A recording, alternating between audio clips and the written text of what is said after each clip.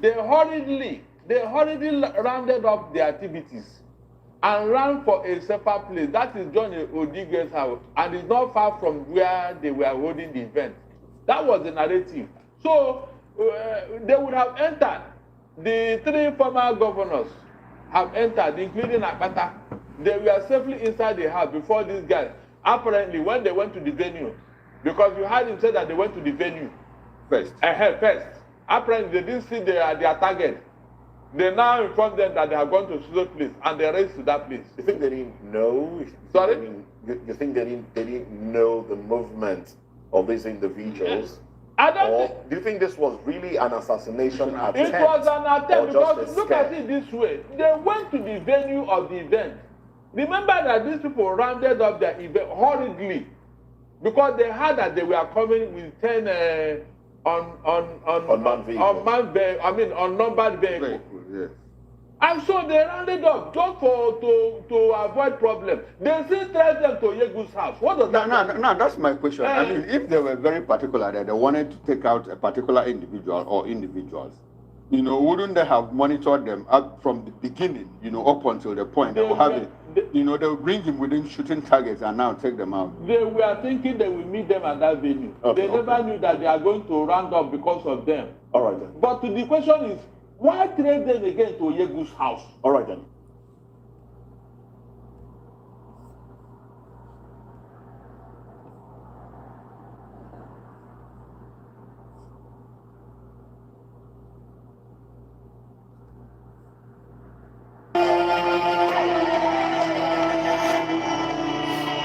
Justin Ajay is a stakeholder in the Obedient Movement, the key support group for Peter Obi. Joins us now to discuss that attack on him and other ADC chiefs and what that could signal for the 2027 elections. Good to have you with us, Justin.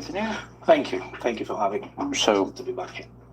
Would you regard this as an act of intimidation? Yes, it's highly extreme.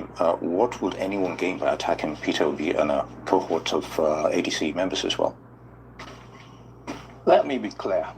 This was not random violence. This was a premeditated attack. And it is one which comes on the heels of several before it. But this is an escalation too many, and this is an escalation that we will not take lightly. This is an escalation that we will not let be passed off as some random incident that happened somewhere. His Excellency Peter Obi was in Benin, as we all know, to attend the ceremonial joining of the APC by Barrister Akpata. A similar event had held in Lagos not too long ago, led by the former governorship aspirant, Mr. Roosevelt. And the same thing happened. We saw an attack by thugs on a private party event. We saw destruction of properties, we saw threat to lives, we saw injuries. The same thing happening in Benin, therefore crystallizes a pattern. And we will not be shy about pointing out that that pattern in Benin specifically comes on the heels of a very potent threat by the governor of Edo State, Mr. Okwewolo, who in July last year made some very public comments and implied a threat to Mr. Peter Obi that his security is not guaranteed if he comes to Edo State. Now we have crossed, as of yesterday, the threshold from rhetoric to actual physical violence. This is a direct attack on democracy. This is a direct attack on the right of Nigerians to freely associate themselves, to freely decide what partisan alliances they want to form, and to go about their regular business. Mr. Peter Obi is not harmed. Nobody was physically harmed at the event, but that does not diminish what this incident signifies to Nigeria and to Nigerians. And I will want to place the vicarious liability squarely at the feet of Mr. President. Mr. President needs to call his party members to order. They are going around the country threatening people, bullying people. Bodies are beginning to count.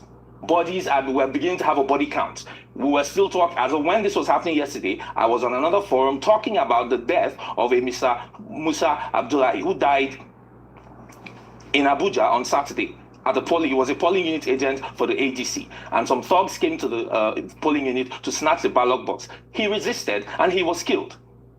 So bodies are beginning to rack up, Mr. President. The Constitution of the Federal Republic, Section 14, subsection 2, squarely puts the responsibility for the security and safety and the welfare of Nigerians at your feet, sir. I am speaking directly to the president now, and I am saying, please, this incident, number one, needs to be investigated. We will not let it be swept under the rug. Number two, you need to form an independent panel. The Benin Police Command cannot deal with this. The new IG of police needs to make this his first act in office. We demand an investigation of this. And no less, we also demand, Mr. President, a condemnation from your office by you in person, not from a proxy, because you are the leader of the party in power. The party in power and its acolytes have been spreading violence and thuggery around the country. It's incumbent on you, sir, to call them to order. I do not believe that you sanction this. I do not believe that you will for this to happen, but we cannot afford a descent into thuggery and a descent into political violence. This is not the Nigeria that we want. And for those who are fomenting these problems, who are fomenting trouble and escalating to this point, let me be clear. The obedient movement is not intimidated. His Excellency, Mr. Peter Obi, is not intimidated. That fear that you think is going to cow us, we are going to take it and we're going to feed our passion with it. This country will be taken back from the brink of madness. Your passion and anger is rightly placed, and I'm really sorry that all that's happened. Looking at the bodies that you've mentioned, no life should be lost because of politics. But when you look at the reaction from the Edo State government, denying that he basically said Peter Obi's allegation of attack on ADC members he's calling it a claim that is malicious.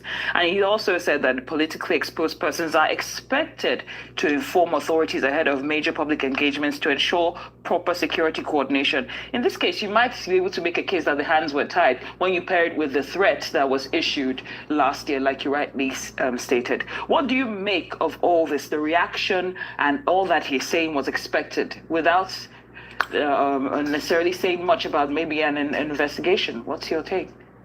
You see, we will not allow the cloud of political correctness to be a shield for brigandry by people in power. When you begin to create an atmosphere that is not conducive for civil disagreement, we can disagree without being disagreeable. Right? Our differences with the party in power, our opposition is not to people as human beings. Our opposition is based on ideas and principles. I do not agree with your position on this issue. I do not think that how you are handling this matter is how it should be handled. There is a better way, and I have a better recommendation. That is the kind of politics that we want to see in Nigeria. That is the kind of politics that Mr. Peter Obi subscribes to. So when you create this atmosphere of unnecessary aggression, unnecessary crises, you make it difficult for people to even go through normal channels to engage. And then you do not get to turn around and gaslight us by saying, oh, but you should inform and you should do that. That's the sound of an American oil company hard at work. Want to be a part of it? Listen up. Hello, my name... You are dealing, let me tell you the people who were at that event, at the sound of, at the risk of stating the obvious. You had 3 former governors, right? 2 former governors of Edo State and Mr. Peter Obi himself. You had Mr. Olumide Akpata, a former gubernatorial aspirant.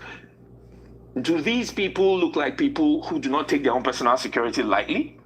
So you do not come and tell us flowery words about, you should have. It is in the normal course of your duty for the state to be secure in the first place. Like I said, the Constitution places that onus on people in government. That is the cardinal purpose of government. Otherwise, let's revert to the state of nature. Let it be every man for himself.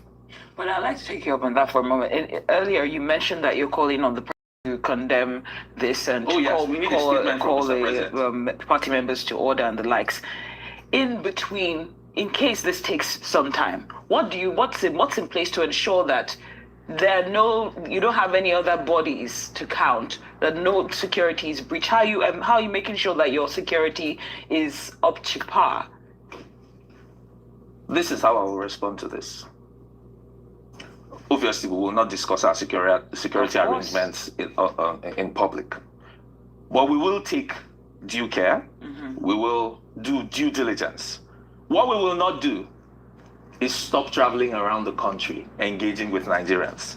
What we will not do is to stop preaching the message of a better Nigeria that is possible. What we will not do is cower and hide from public discourse and public engagement. Anybody who thinks that that's going to happen, well, watch this space.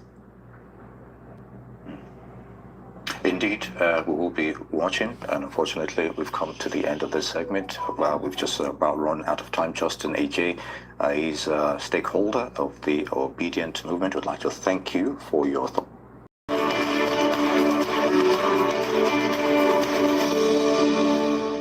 Joining us now with stories trending around the world is Omoye. Good morning, Genex. Good morning, Dr. But how are you this morning? Good. Perfect. Good morning, Ayo. How are you this morning? I love your brooch. Good morning. Rufy, I forgot to commend your haircut. I love it. Well, thank you. Thank you. Yeah, you look and dapper. What's the name of this record? Rico B. Rico Bay. Oh, guess follow me.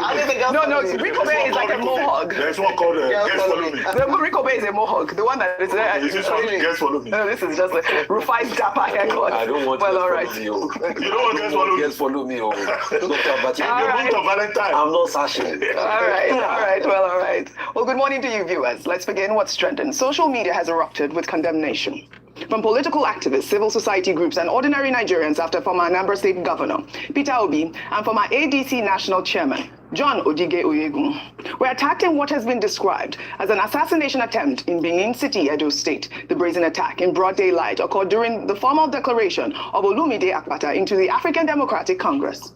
Videos circulating on social media show bullet-riddled gates and shattered vehicle windscreens. Let's take a look at this eyewitness account. This is the APC State Secretariat. See the injured. Look at this one. I was injured. This is the APC State Secretariat in the Edo State.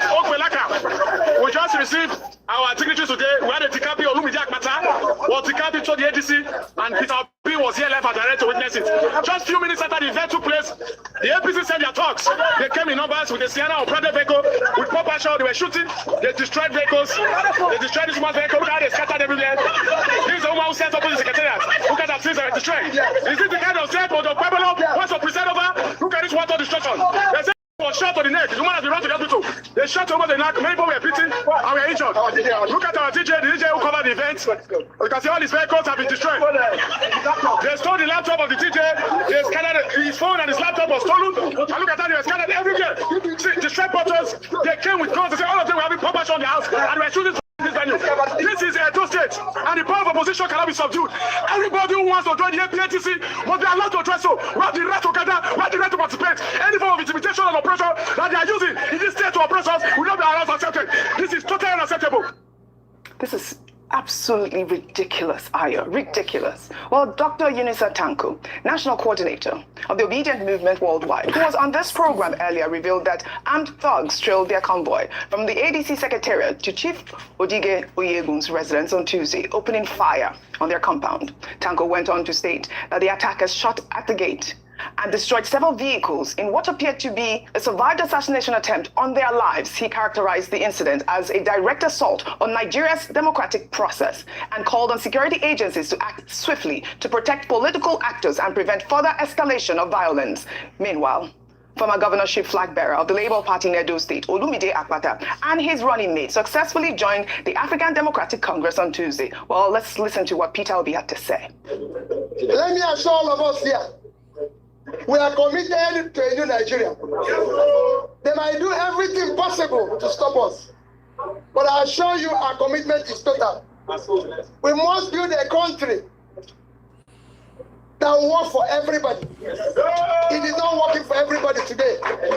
We must build a country where a child of nobody can be somebody without knowing anybody. Well, I mean, it's good that, that they went on to go ahead with their meeting that was scheduled. But, despite multiple vehicles destroyed and a gate riddled with bullets, no arrests have been made. The Edo State Police Command confirmed the incident, saying a political gathering was disrupted by suspected hoodlums. But critics are asking, how were armed gunmen able to trail political leaders through Benin City unchallenged? Where were the security escorts? And most importantly, who ordered this attack? Who ordered this attack?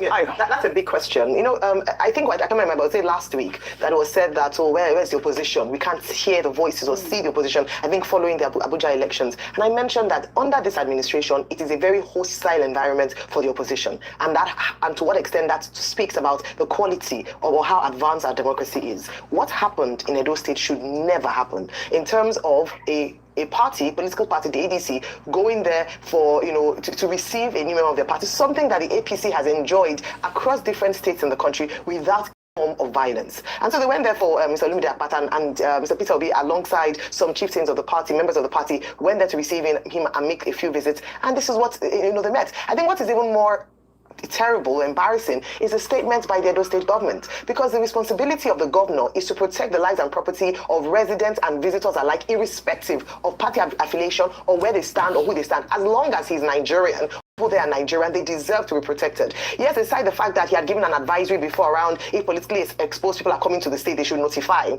It's an indictment on the state of insecurity in Edo State. It's the same Edo State that a museum was attacked by hoodlums. So are they saying that the governor is unable to contain the reign of terror of hoodlums in the state? And then I want to also speak to the narrative around, oh, there were skirmishes within the ADC already, so maybe that is, that's an excuse that should not even come up in this particular matter. The truth is that high-profile Nigerians were attacked. Then you can imagine what happens to the ordinary people who are living in Edo State. Politics and politicking should be allowed in a democratic structure so that whoever or wherever or whichever party you belong to, you are guaranteed of the basic right to security and to ensure that you can exercise your rights as a Nigerian citizen freely. This shouldn't have happened. An investigation ought to be done, and the Edo State should stop. Edo State government should stop denying and saying, oh, I'm pointing fingers. Do the right thing by the people that you serve. Absolutely. Well, before the incident, Rufai, Peter Obi had, visited St. Philomena Catholic College of Nursing in Benin City, where he donated 15 million naira to the development of the school's facilities. Peter Obi was seen touring the premises alongside students who chanted Obi's slogan that a new Nigeria is possible. Let's take a look.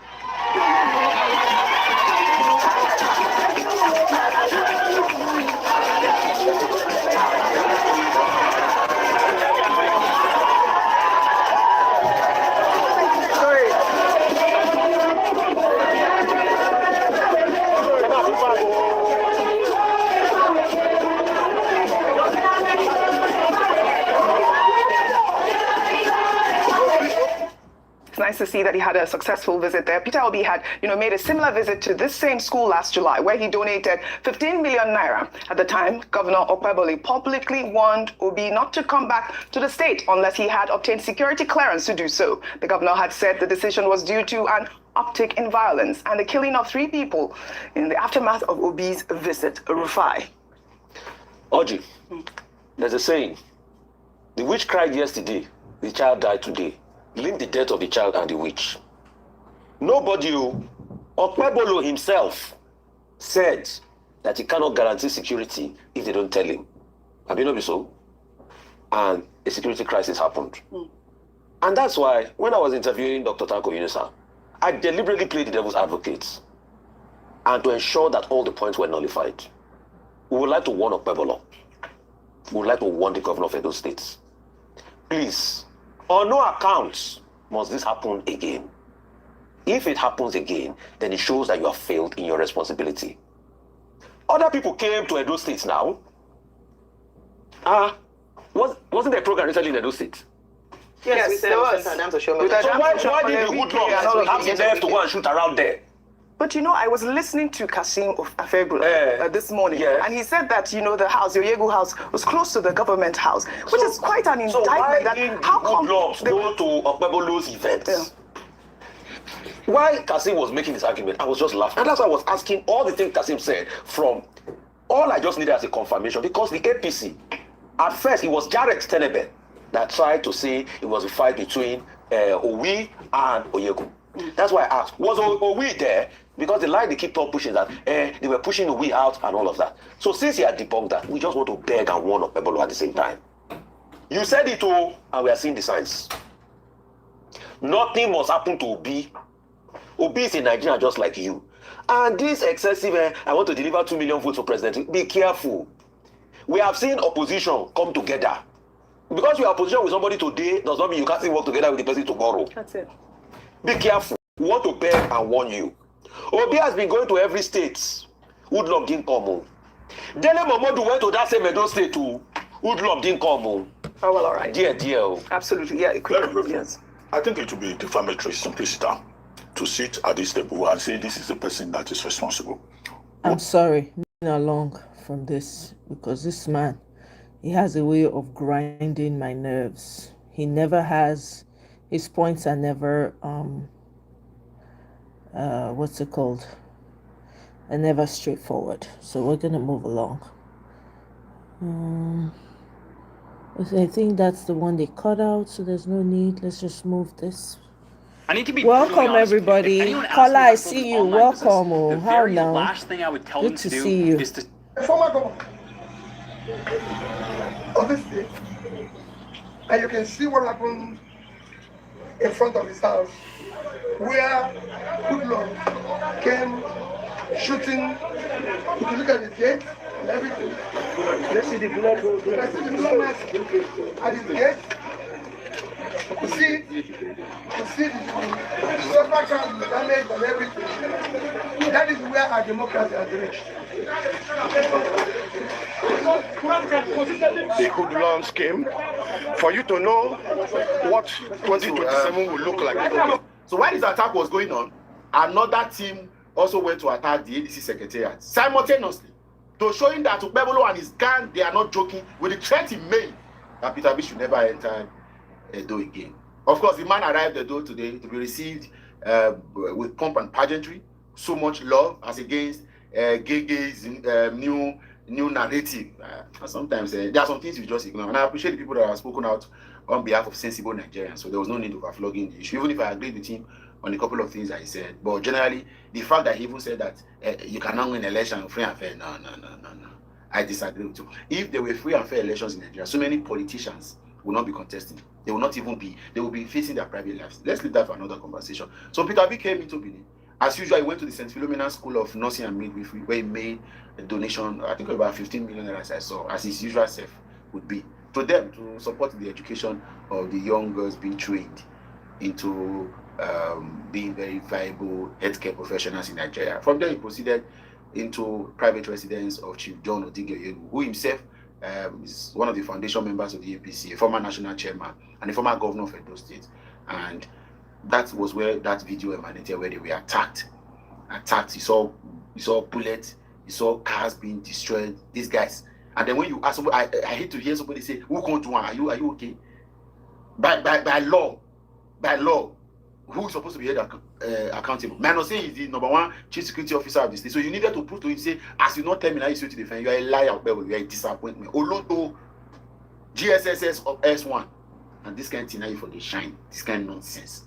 That's the same you that if not be said Tinubu's election will be important into APC. The people that are angry with you, they don't even make you be governor during that election. They are already done. As I talk to you now, you are a one-term governor. As I talk to you now, your matador closed for their hand. You are not returning back as governor of Edo State. That one, less bet according to you, more bet. That one is settled. Instead of you to focus on that in the TC. See, not even Edo people that loves you, the few ones who love you go save you from the hammer we want to hit your head. Instead of you to focus on that, you are sending talks. And then tomorrow somebody say, who did it? Who else would have done it? You attacked a private residence, the whole meeting went on to go and attack the ADC secretariat. You attacked it. Why is Peter? Why? You want to show to him that I won you before.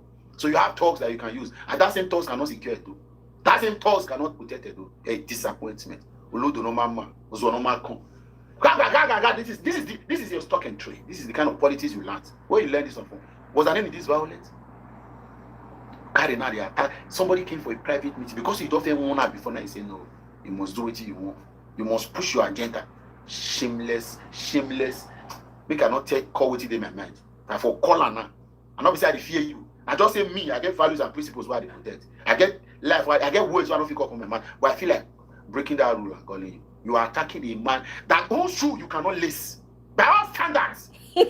Before Peter became governor, he was a very gentleman that has grown businesses from scratch. What did you don't do for life? Who are you? Which sector has your name imprinted to say you get footprint in this sector?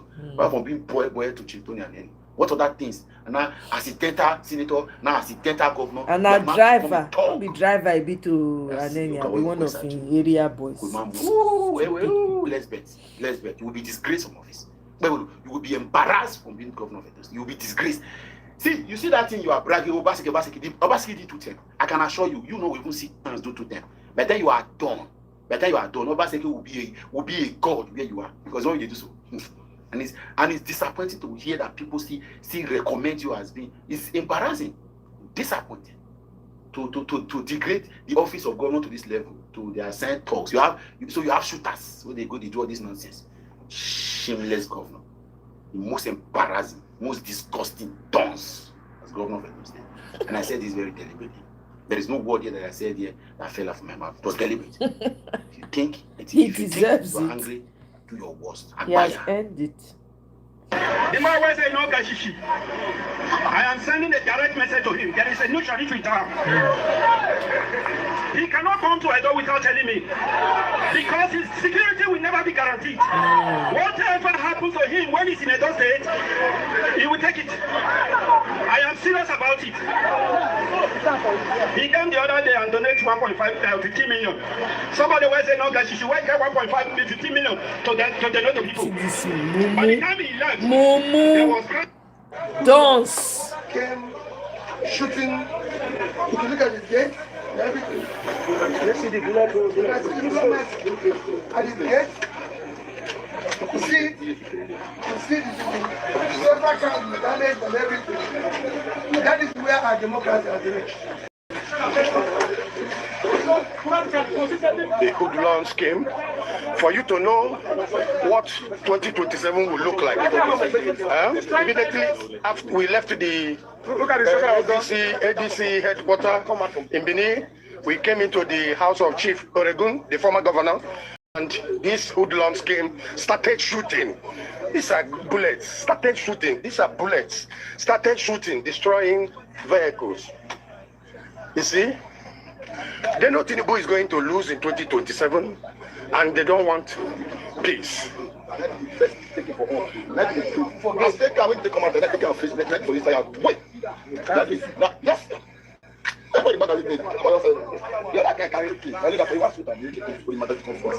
First of all, I really want to condemn this ugly incident that happened to Mr. Peter Obi.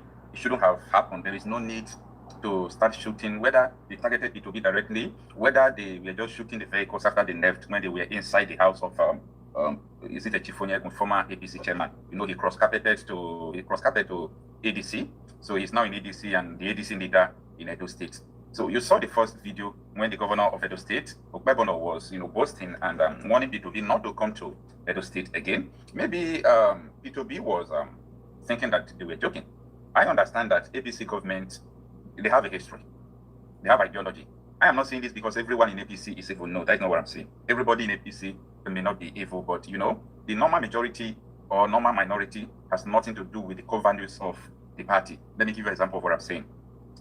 If you see the way things happen, you will see that anything that is attributed to a member of a group, for example, now, you see what Boko Harams are doing, and the few groups are sponsoring them, who are also Muslims who believe in Sharia. When you look at what they are doing, a lot of Muslims don't like it. Some of the Muslims do not support it, but the people who don't like it and people who don't support it, they don't have what it takes to stop it, because that is the core value of what they want. And that is why you see most of the time Boko Haram will also kill Muslims. So the major people who are in the party of APC, what they think does not matter. The core value of APC, who came to the power through terrorism, they came to power by supporting terrorism, do so many things. And right from that time till now, everybody knows what is happening under APC administration. Canadian court at the time, issued a court judgment saying that APC and PDP are terrorist organizations. This is what we are talking about. This is politics taking too far. Politics taking too far. You may not like Mr. P2B. He don't deserve what he's saying. You may like him. He don't deserve what he's saying. So if you look at me, in the course of my broadcast, in the course of my, blogging or whatever you are seeing me doing on the internet, there is an angle that I don't dare to go. A lot of people do go that angle. A lot of people do talk about people's life, but no, I don't talk about people's life. I talk about policies. What happens in the public? To a public figure, what you are doing, that is what I talk about. I don't talk about what concerns your personal life. I don't talk about it. So trying to take someone's life, which the APC government have been doing through their proxies. About 8 years ago, they were boasting, that is more than 8 years now, they were boasting of importing terrorists into the country to remove Jonathan. So that mentality That policy is already in them, and there is nothing you can do about it.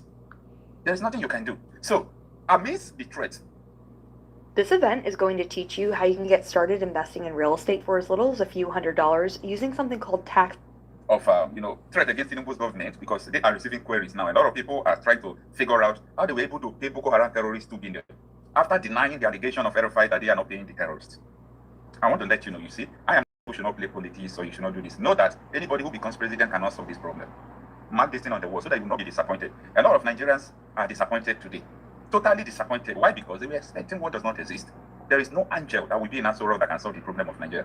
It's a global problem. It's a religious problem, religious and socio-cultural problem. If you say it is not, no problem. Start doing what you are doing. And I see a lot of people trying to say, Nigerians, let's not together solve the problem. You with who? No, you with who? Go and read the comment section that reported about what Relemo presented to Trump, that they want the repeal of Sharia law at the level it is. Not Sharia law because of marriage, as you can see in Kenya, as you can see in so many places, just because of marriage. No, we are talking about Sharia law that promotes terrorism. Sharia law that even creates Sharia court, creates Sharia police. No, it's not allowed in a secular state. Go and check the comment section of so many people who actually were commenting. They said no, that their dreams is to make Nigeria 100% Sharia country. You can go and read so many their comments there. So the people actually, believe in this Sharia. Shegumi said it a long time ago that Boko Haram are blessing to northern Muslims. And you can see the government have been accused of paying $2 billion. Like, how do we get here? So if you are calling for a revolution, what are you revolting against? Ask yourself this question. What actually are you revolting against? You have to stay distinct there.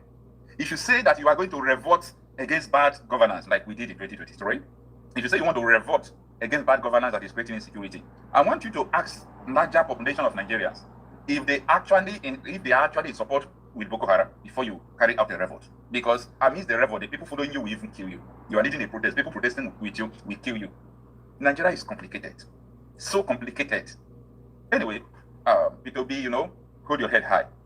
The only problem I have with so many politicians, especially at the federal level, not states, not local government, not House of Reps, all these people can work with their people easily and help their people to create a better life. But you see at that Abuja, there is a system that we have already. Okay? There is a system we have already, and this system will not allow anybody to do anything. Even though, imagine Tinubu during his campaign telling people that if he fights insecurity, that they are going to kill him.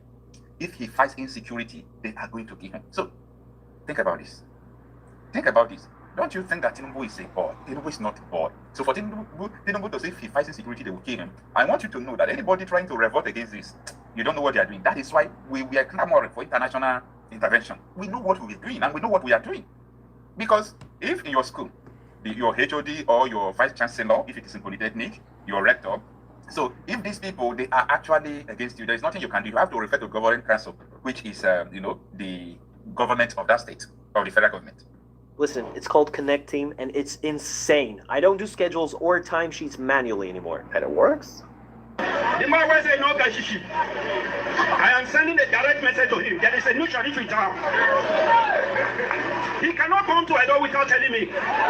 Because his security will never be guaranteed. Whatever happens to him when he's in Edo State, he will take it. I am serious about it. He came the other day and donated 15 million. Somebody will say no Gashishi. Why get 15 million to donate to people?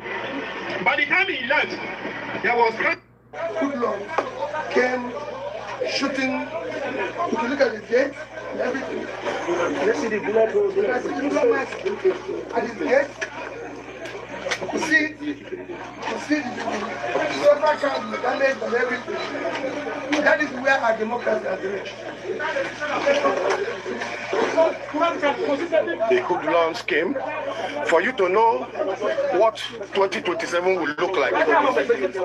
Immediately after we left the ADC headquarters in Benin, we came into the house of Chief Oregun, the former governor, and this hoodlum scheme started shooting. These are bullets. Started shooting. These are bullets. Started shooting, destroying vehicles.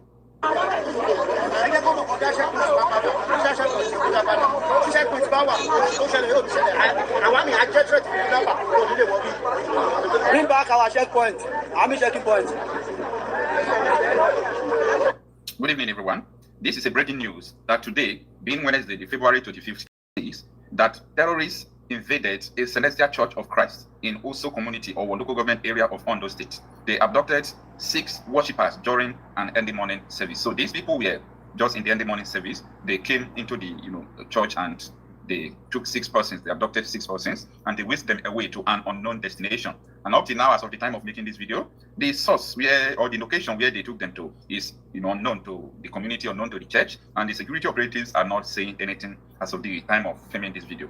Now, this thing also caused panic to the extent that people, because it happened in our Benin Express Road there, so it caused panic. As you can see on the screen, there are a lot of vehicles who were trying to move, and they stop along the Benin or Express Road there because they don't know the next move of this terrorist. Now, you see, nobody is talking about this.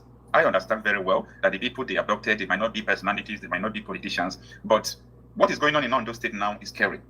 It's scary because these people are operating like this is our territory. It's unfortunate. Now, who would have thought that the leader of ISWAP is in Benin City, Edo State? If I told you before that the leader of ISWAP, one of their commanders is in Edo State, for good 4 years living their life, would you believe? Maybe you will believe because of the people arrested in the hospital that came, that they don't look like terrorists, but the doctor said these are the people who kidnapped me.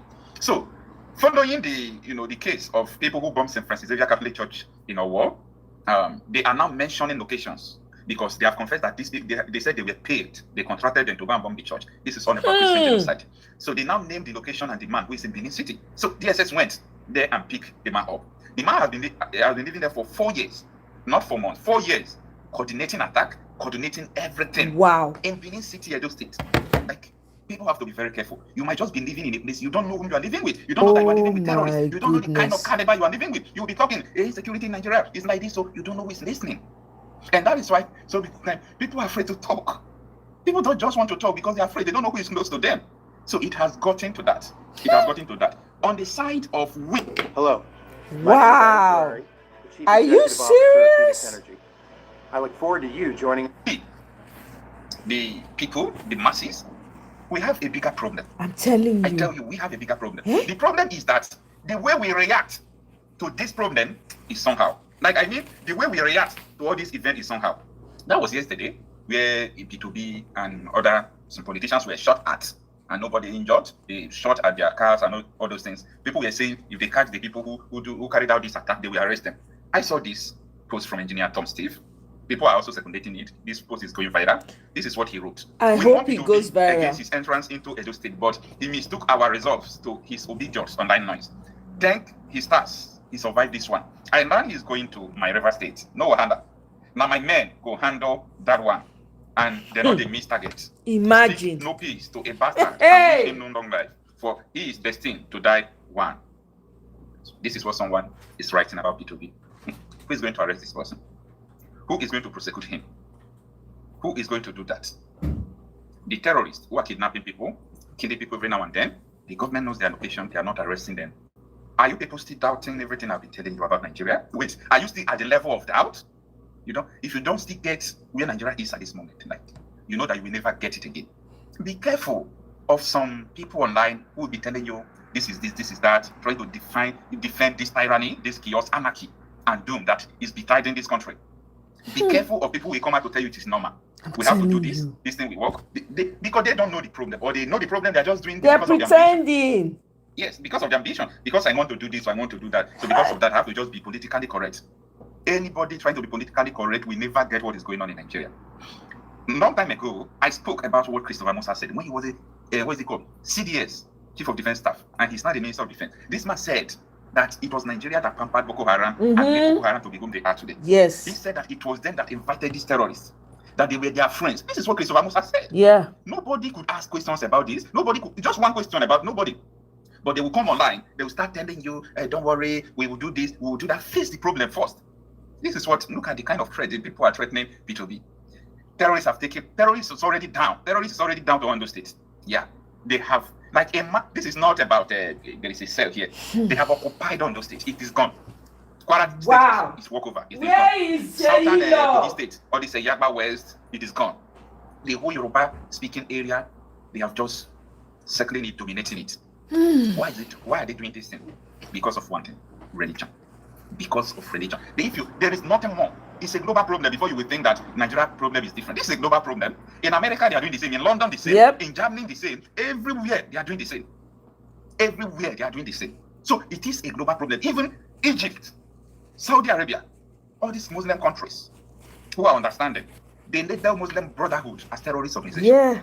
They did that because their values does not align to their own value, but they are all Muslims.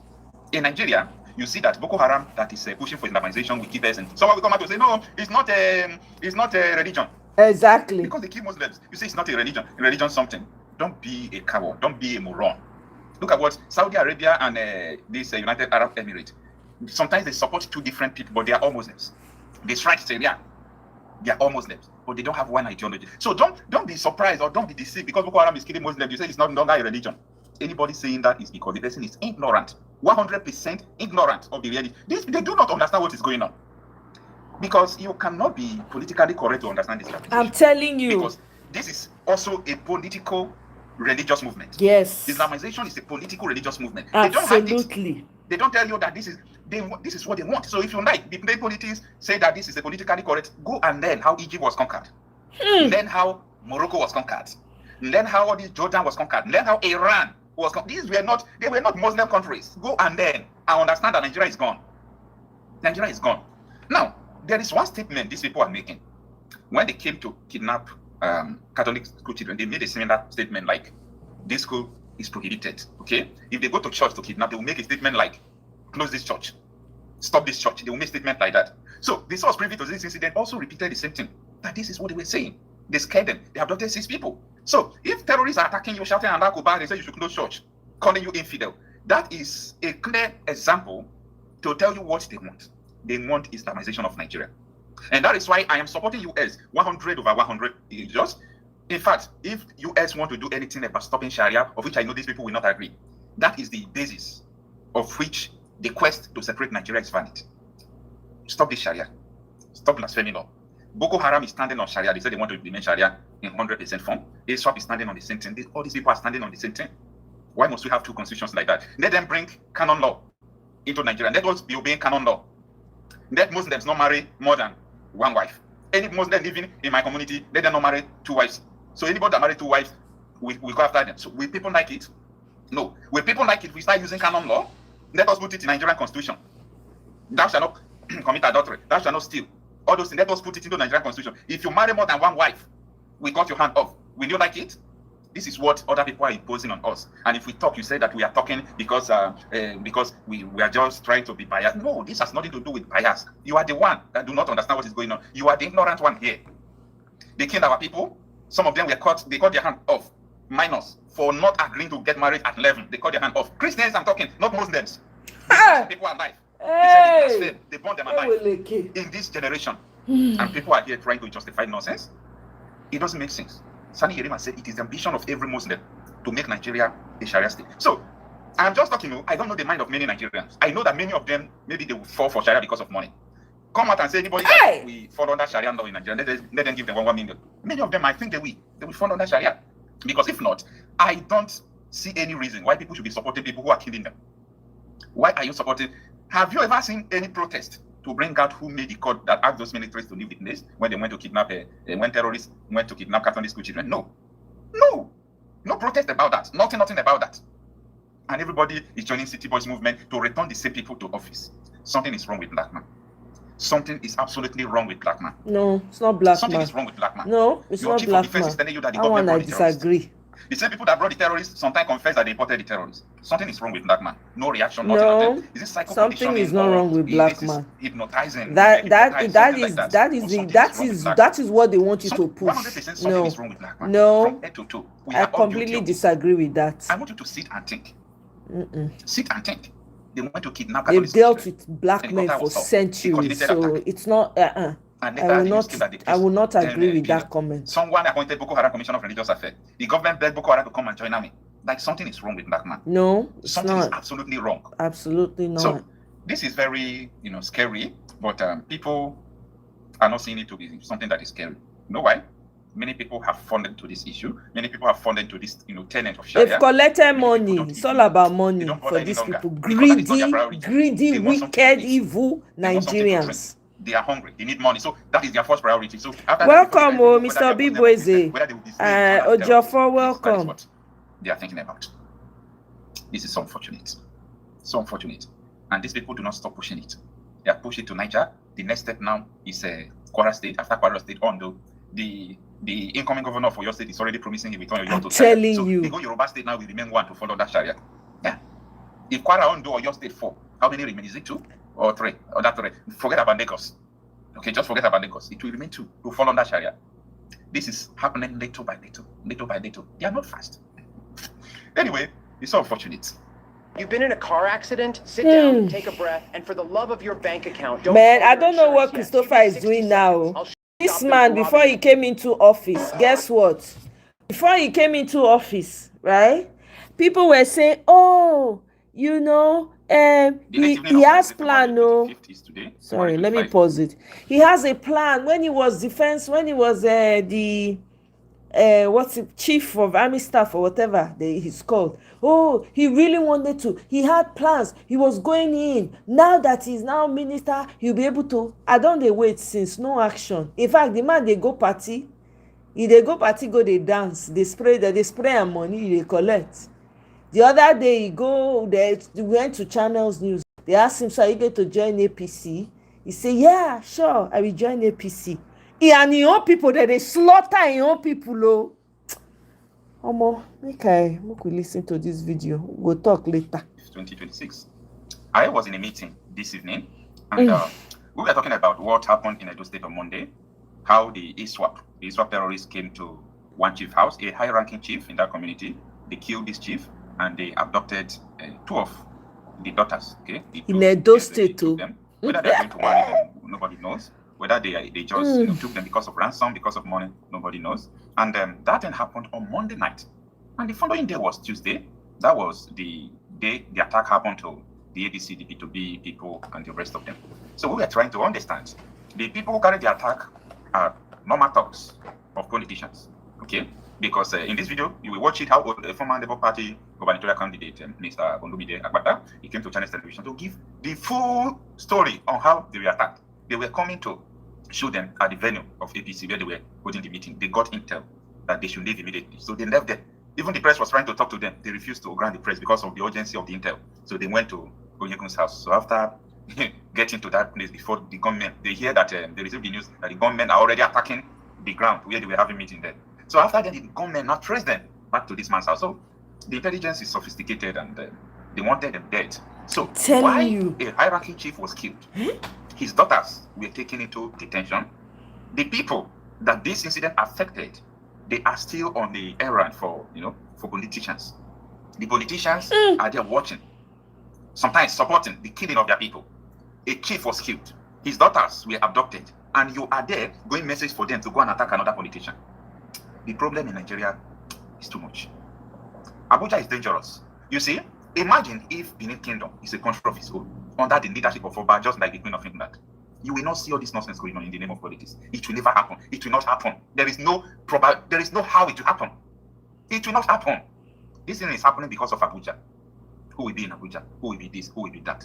Leave Edo State to the rulership of Oba of Benin. All these things will not happen. You will understand the power of a leader, of a ruler. I beg go. Not be everybody for Edo State one rulership of Oba. I beg. Someone that they talk. Now on that they talk, it not go happen. We go Kukuma divide the Edo State too. This is alarming. It shows you the IQ of our people. It shows you how whether these people are really intelligent or not. Intelligence is not all about your eloquence in your language or in English or in Spanish or in German language or in French, but the way you reason, the way you think. Going after to kill politicians, kill people for politicians, whereas your people are dying. It is so unfortunate. Very, very unfortunate. Now, a high-ranking chief in Idoa Kingdom, a southwest local government area of Edo State, Chief Jima Omoye, has been killed and his 2 daughters abducted. So here is this news because there is one chief I know in Eastern. His name is still Jima Omoye. I hope it's not the Chief Omoye that I know. Okay? I hope it's not the Chief Omoye that I know. I know that tomorrow morning, because even the news I did not hear it on time. So surprisingly, the name sounds familiar. So let me know because during last this gubernatorial election that brought Opevono to office, I was in Edo State that period. I met one chief, Omoye like that, but I'm not sure it is this particular person. I did not go there to campaign.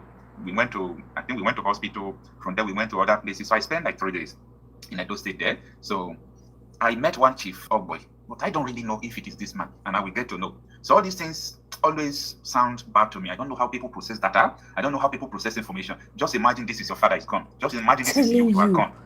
I'm not surprised. That Monday, ISWAP commander was arrested in Edo State, part of the people that bombed St. Francis Xavier Catholic Church Owo. And ISWAP commander has been living in that village for 4 years. He was enjoying there. All of you are just on social media. You don't know what is going on around your territory. It's unfortunate. Listen to Numija Akbaka, to what happened to Mr. P2B. This is just exactly what happened. And the best story of what happened is from this man. I have never seen who explained it better, because I was like, how did all these things happen to P2B? There's been a minute, yeah. You escaped death by the whiskey season. I might not put it in those terms, but I was in harm's way. There's no doubt. I was alongside other persons. We were in harm's way. Definitely yesterday in Benin. We were thankfully, due to the efforts of some of the security personnel who were there, I think what could have been a very dastardly event was averted yesterday. So you guys were inside, and the shots were against the house. This was John Oyede's house. Yeah, so I think it's important we get the sequence right, or the timelines right. Some of us members of the Labour Party in Edo State decided to move to the ADC yesterday. The ceremony was slated for 11 o'clock yesterday morning at the ADC Secretariat on Ogbelaka Street in Benin City. And so we went to Ogbelaka Street, the ADC Secretariat. We got there, we were a bit late, and the event started late, but it started anyways, and Chief Oyegun was present. Professor Osereme Osumbo, former governor of Edo State, was present. Mr. Peter Obi was there, present. Senator Roland Omoye, leader of the party in Edo State, was there. Quite a number of people were there.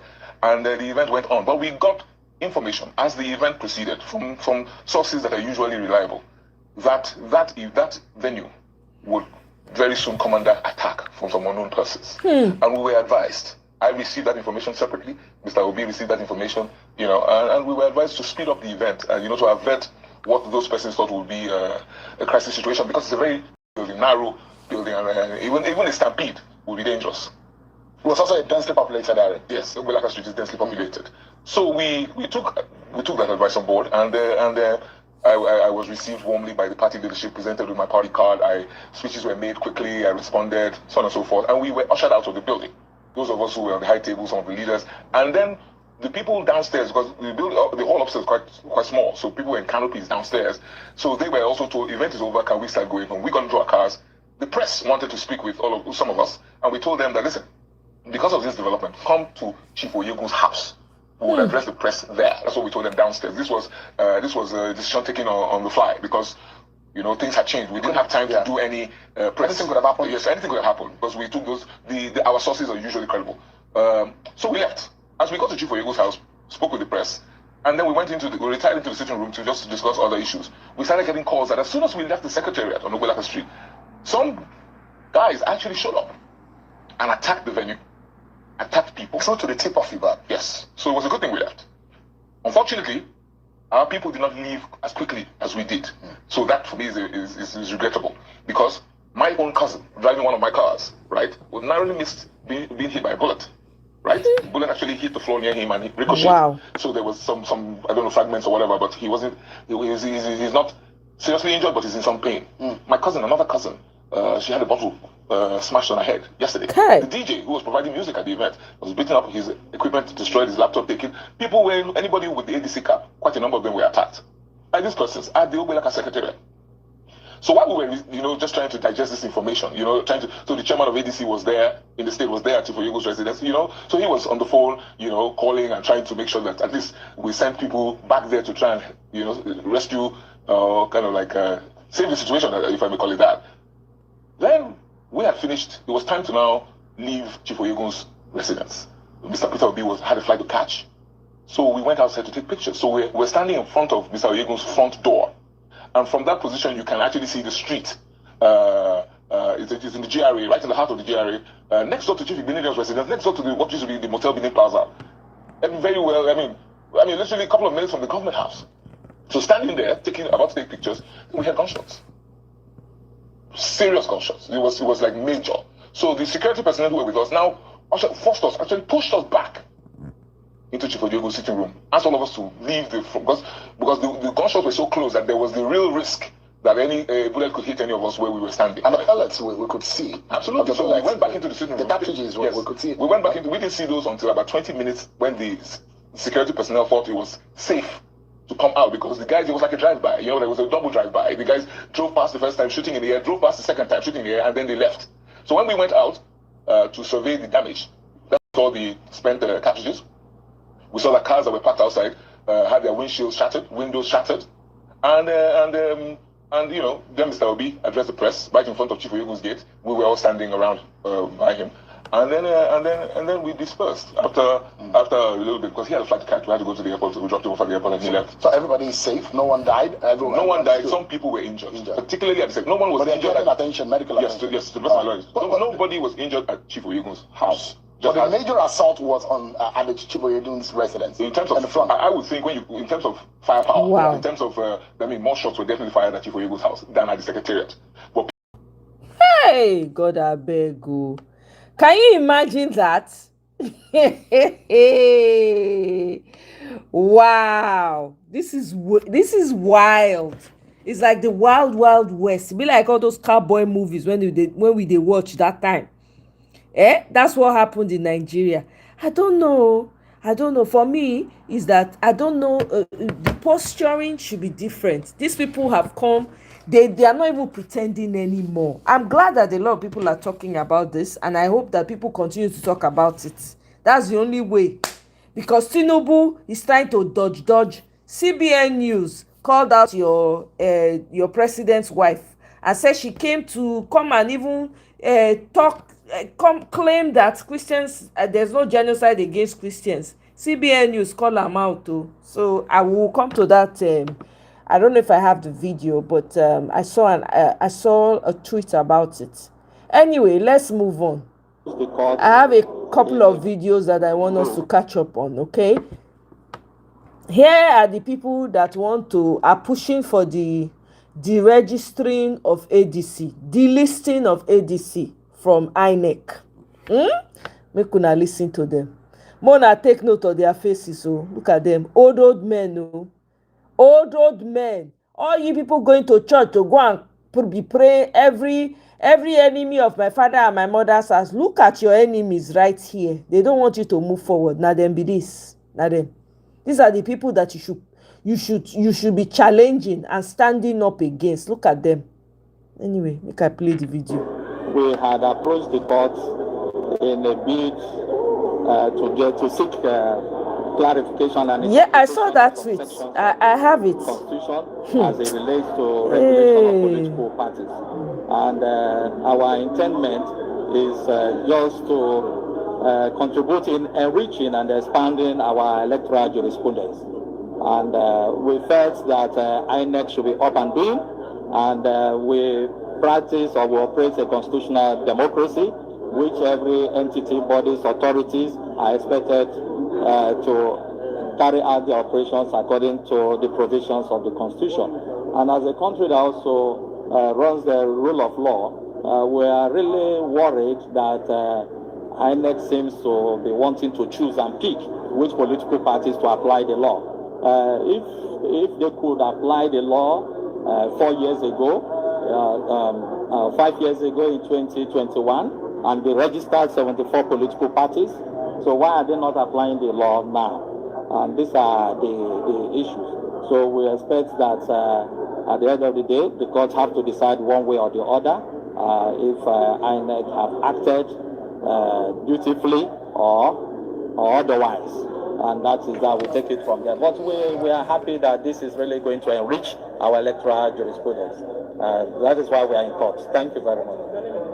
My name is Honorable Raphael Ibokwe. I'm the Chairman Board of Trustees of the National Forum of Former Legislators. And these are my men, you can say. Thank you. Application challenging some of the issues we raised. That issue has been taken and is now adjourned for ruling on the 24th of March 2026. The original summons was filed in December last year, but after a careful review, we noticed there are other political parties such as Accord Party, Action Alliance, APC, Zenith Party, they are also in breach of the Constitution. So it is on that basis we notice, that breach we notice. We now apply to join them. And that application for gender will be taken on the 24th of March 2026. That's all. So, we are opposing their application to join us, to bring us, to amend, to join us by way of amendment, bring us in. And we are seeking the leave of court to fight for that in support of our counter. That was the only issue that was taken to this, and that's what was argued today. Why we are opposing joint that? Well, you ask yourself, where we find ourselves today, we should allow political parties to grow, and we should allow opposition to breathe.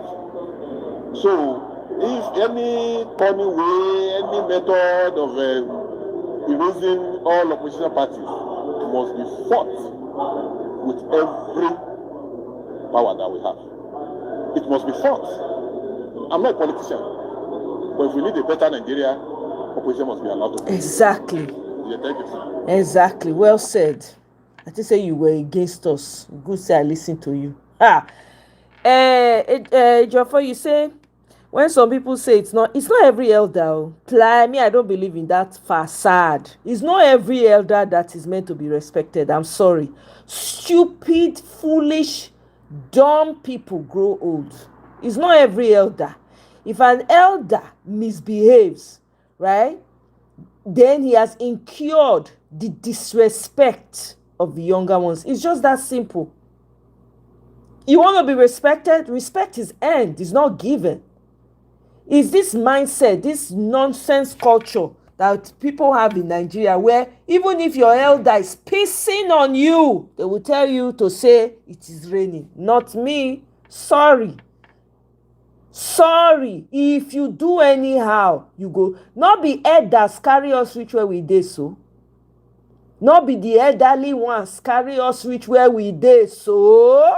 So you want me to be respecting them after so many lives are being taken every single day? Elder will not behave himself, he go collect. Any elder will want respect, go carry himself well, so that elder can be respected. You are causing harm to people, you are destroying the lives of people because you are an elder. I should respect you and be clapping for you. No, now we have to unlearn a lot of things in Nigeria. The work in Nigeria is not here. I'm just going to tell you, it's not easy. The work in Nigeria is plenty. Let's listen to this. Reacting to what was published about this. So let us look at this before I go into the details of what René Moore said. This is from Omar Sandisu. These were comments, how people were reacting. Are you serious, Mr. Chooks? About this report, wow. René Moore, that US is demanding the repeal of Sharia law and blasphemy law in a secular state. That is not a hard thing that US is demanding. But I know that these people will never agree on this, and that is where the problem lies. That is where the division comes. So if you want Sharia, then you've got to leave Nigeria. Simple. So that is where US stands at this moment. Like from Omar Sandisu, he is saying that the Sharia legal system in Nigeria has come to stay forever. Even though the leaders who implemented the Sharia are not serious, they don't abide by it, but still a movement forward, okay, to the sources. And we hope one day someone will implement it 100%. That is the whole Nigeria. And even our Christian brothers, we appreciate and enjoy the gesture. So this has come to verify and approve what former senator and former governor of Zamfara State, right? Mr. What is the name? The man that brought Sharia to Nigeria, the man that fought for it. Okay, so he said that it is the ambition of every Muslim in Nigeria to make Nigeria a Sharia state. Can you imagine? Do you understand? So it is the ambition. There is no two ways about it.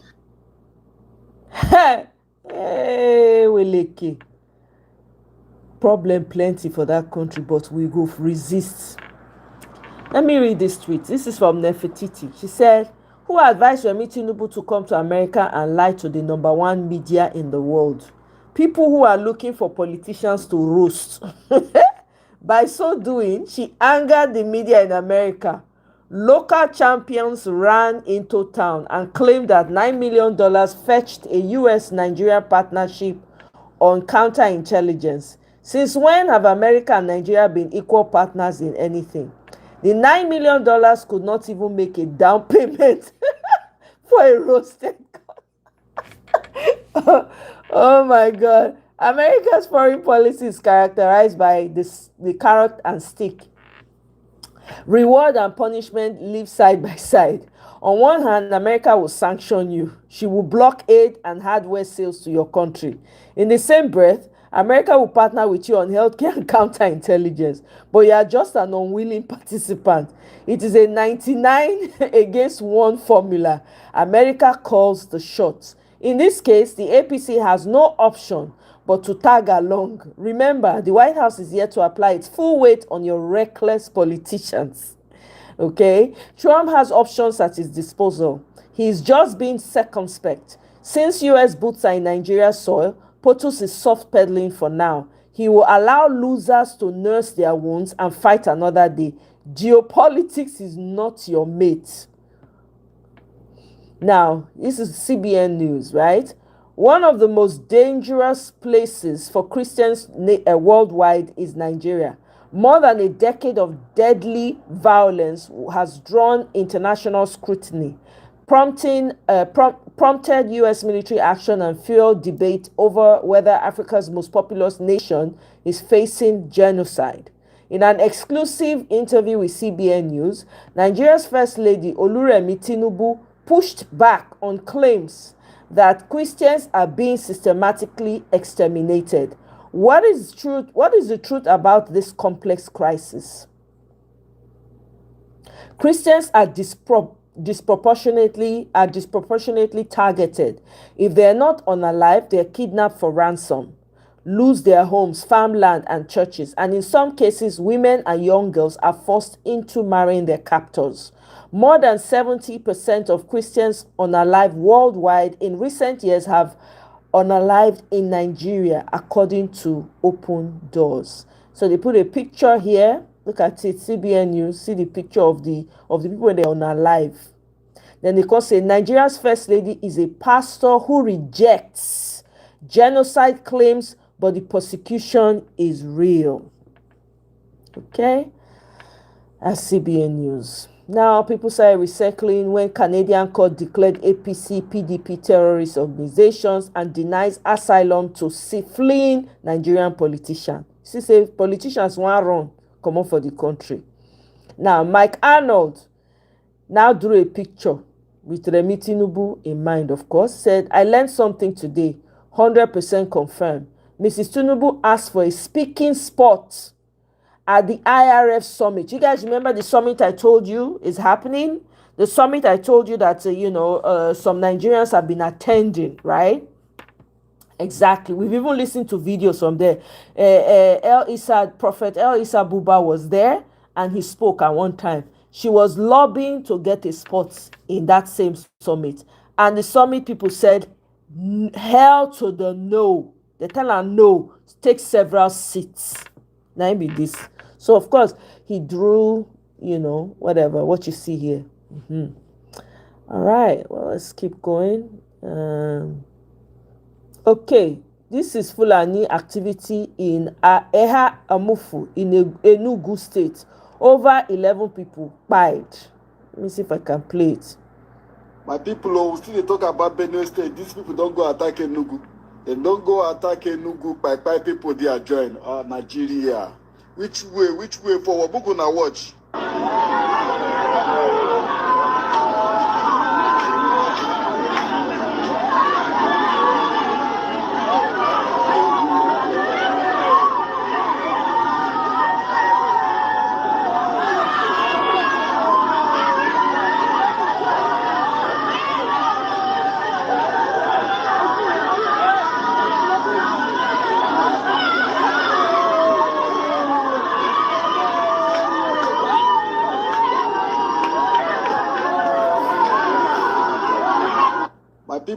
Welcome, Kene. It's not Ebonyi. It's Eha Amufu in Enugu. That's where it happened. 11 people unalived. This is what APC is what they shot, eh? You see? This is what APC did here. Peter Obi, you cannot win 2027 election with sympathy. The team might have worked in 2023, not be this 2027 election. Everybody don't smart. Let us know your manifesto. What thing you go do? Which party do you belong to? How do you want to do things differently? You say they shoot bullets. How are we sure that it is not your people? Peter Obi, are we sure that this is not one of your cheap publicity? Wait. The new lie of 2026 and beyond is that I supported and campaigned for you in 2023. Peter Obi, I used to. That's a lie. Anybody that campaigned and supported Peter Obi in 2023 would not title his video and say that you use religion as sympathy in 2023. That's a lie. That is a lie. That is a fraud. Gege have used it. D1 is using that. Anybody City Boy movement is working. And you cannot generate a video of your publicly supporting Peter Obi, you're a liar. What you want to do now is to sell a new market. But you need to sound as if you are now wiser. Exactly. Failure. I'm telling you. Because you want to sell a new market. You want to do influencer marketing for Jagaban. You want to make it sound as if you are part of the group that left the obedient camp. Nobody left Obi since 2023. Nobody. I can tell you. At least in the influencers world. Those persons that have been influencing the public voices, nobody. In fact, we got stronger. We got new resolve that we made the right choices. How can you wake up and be doing this? I've left you since anyway. And a lot of people that follow you because they don't like very dark man, not because you make sense particularly. To hear now, look at the video you are making. Even if you don't know anything, again, I wasn't part of the people that experienced with our Obi's governance in Anambra. Even if you don't know anything, that man, I was even disappointed hearing Peter Obi talk the way he talked. I watched Shedrack Dubai and spoke. The camera panned from Shedrack to Peter Obi. I was more convinced of the words of the young man called Shedrack Dubai when he was very vocal. Peter Obi is too. Look how he's gentle. This guy, you can't play politics in Nigeria. So that man cannot organize this nonsense. And suddenly we have forgotten that Modo Bewolo, the dons unfortunate to Lodo in government house of Edo State, had warned Obi that he cannot guarantee his security if he dares enter Edo again. Listen to Modo Bewolo. The man will say no gashishi. I am sending a direct message to him. There is a new sheriff in town. Welcome, victory. He cannot come to Edo without telling me. Because his security will never be guaranteed. Whatever happens to him when he's in Edo State, he will take it. I am serious about it. He came the other day and donated 15 million. Somebody will say, no, guys, she went get 15 million to donate to people. By the time he left, there was crisis. 3 people died in Benin. So for that reason, tell of you should not come to Edo without telling me. Don't stop it. Dear D1, listen. As somebody who is in the public space, if somebody makes a threat of this, like this for you, would you not organize yourself for you to be attacked a bit that you can be held accountable? Would you not go and write public petitions? I don't even know why they respond to this D1. This D1 is a dumb ass man. Dumb ass, very dumb boy. I don't know why people respond to him. Orchestrate a plan so that will teach him a lesson that he can tame his garrulous, loquacious, talking mouth. I will do something to make him so that he doesn't dare. You're in a polarized, dynamic environment. You don't make threats like that. Should anything happen to Obi today, you think Bewolo can explain to the world that he doesn't know what happened to him? That is, even if it's so, teach him a lesson so that he will tame his mouth and learn how to. You are the one that doesn't have so much in your brain. You are the one that is forcing yourself to talk at every given. I'm telling you. And then you that is supposed to be a young person with sense. Nobody say you should campaign for Peter Obi. A lot of persons joined the Peter Obi campaign in 2023, even without him, till tomorrow. Apart from a few times I've been privileged to hear his voice, maybe in a Zoom meeting, or maybe in somebody wants to say hi. I have never made any move. I have had his phone number for as long as I have also lied here to say, if you have Peter Obi's contact, everybody. There was a day I made that video, I got over 100 persons sending me his contact. What should I tell him? The man is busy enough, and he's not doing anything for himself. Exactly. Whatever he's doing, he's not doing it for himself. Whatever I am doing, I'm not doing it for him. And then suddenly we are now turned ourselves to advisors. Have you put your life together? Look at what you are saying. Religion or sympathy. No, you would never campaign. Because if you are campaigned in 2023, you will not say that his influence, his voice, his campaign, his ideology was based on religion and sympathy. That's to tell you that he never did. I know a lot of people that used him to build platform and they have moved on. They are doing all sorts. And I also know those that are using it to do clouting now. Gege did it the other day. I've seen a lot of videos. You are making it sound as if you want to sound like you are now smart. No, sir. You are a dollar. You are fuller. Okay. You are more foolish. Or you are foolisher. However you are. Again, I am not the person that I've seen a lot of videos, and even if I disagree with the entirety of it, there will be one or two lines I can pick. But this is not that rubbish. I expected more from you. Oh. Why am I expecting? You have been invited to police recently now. So there's a new script. There's a new script in town. Use them well, but use them with sense. Stupid people. Okay, Christian genocide moves into Southwest. Just in, gunmen abduct 6 worshippers from Celestial Church in Ondo State. Suspected gunmen, this is from Stephen Osenwige's tweet. Suspected gunmen stormed the Celestial Church of Christ parish in Uso Owo local government area in the early hours of Wednesday, abducting 6 worshippers during a midnight vigil. The attack occurred around 12:50 a.m. along the busy Uso Owo Expressway, with armed assailants disrupting the service before forcibly taking the victims to an unknown location. The Ondo State Police Command confirmed the abduction, saying security forces, including police, the Nigerian Army, and local vigilante groups have been deployed to locate the victims and apprehend the attackers. So far, one of the abducted worshippers have been rescued and one suspect has been arrested and is being interrogated. No fatalities were reported.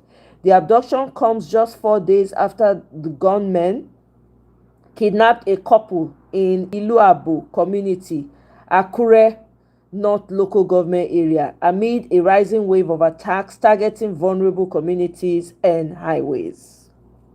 Apparently, I think I heard the women, they're all pregnant. I think so. Now, you know that Honest Budge podcast, when this guy, this human being, Sheilo, and Zekeri showed up on, he made some comments, right? So this woman had to respond to Sheilo. Okay?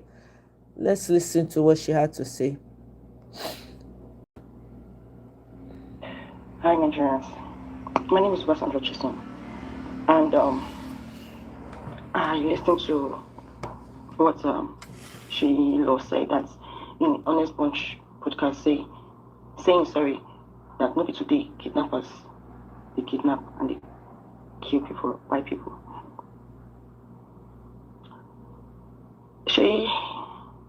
I'm a victim. My husband was kidnapped and killed. I've been battling with this trauma for 3 years now. At this point, I'm at home because I'm down with so much pain. I can't even do anything today, and my blood pressure is high because of so many circumstances. I've been literally fighting to stay alive for my children. So you see, I'm a victim. I didn't even enjoy my marriage. My children did not even enjoy fatherhood. And the pain that comes with this, I don't wish it on anyone. When I am clamoring for a better Nigeria, it's just that I don't want others to be victims. I've been calling on the government to tackle insecurity since I became a victim. It is not that I love trending in such way, but because I know the pain I go through every day. So that was a very careless statement, Sheila. A very careless statement. My husband don't deserve to be a victim of insecurity, but he's a victim. You have your children staying abroad, right? What about we that does not have opportunity? All we ask is for a better Nigeria. We ask is for the government to give us the normal necessary basic amenities to protect our lives. All what we ask of is good governance. Sheila, you might be privileged, but many of us are not. And I refuse to be silent. I refuse to be silent until Nigeria or Nigerians in general deserve better governance. Governance, leadership, and basic amenities. Moving on. Love of money. Where Kene, welcome. Good morning. Good morning. You just come, right? G7 made a threat to me. Yeah, I played some videos earlier that said Arise News. I played Arise News. Everybody came out talking. Who else? I played a couple videos. If you watch the replay, you see it. No media. Yeah, some Arise News picked up on it. Olumide Akpata, yep, he said he actually went and made police know about it. Yeah, so that's to show you that it was an assassination attempt, and Bola Ahmed Tinubu was very much aware of it. He and his entire family, because that's what they want. He go shock these people. Oh my God. Anyway, you are looking for nepotism. You don't need to go far. No need. I don't listen to that video. It's fine. Bismillah. So, hello Nigerians.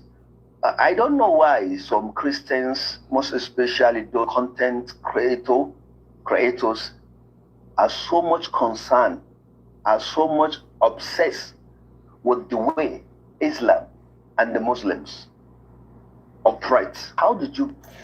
A'udhu billah. Well, you asked a question, I'm going to answer you. Reason why we are concerned is not because of your religion. We really don't care like that. We don't rate your religion like that. What we care about is our safety. Your religious rules have been imposed on us, and we don't want that. So that is why we talk about it all the time.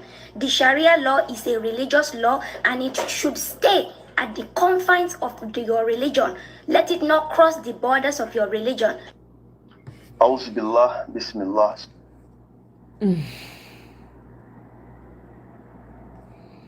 So people are not paying again, and we are trying our best in ensuring that we have a safe security in the country. Okay, let me read this and then we'll listen to the video. So here, we're not fighting with anyone. The protest is just so they came out to protest. I think this is in Ondo, to call attention to the havoc Fulani headsmen are causing in Uso.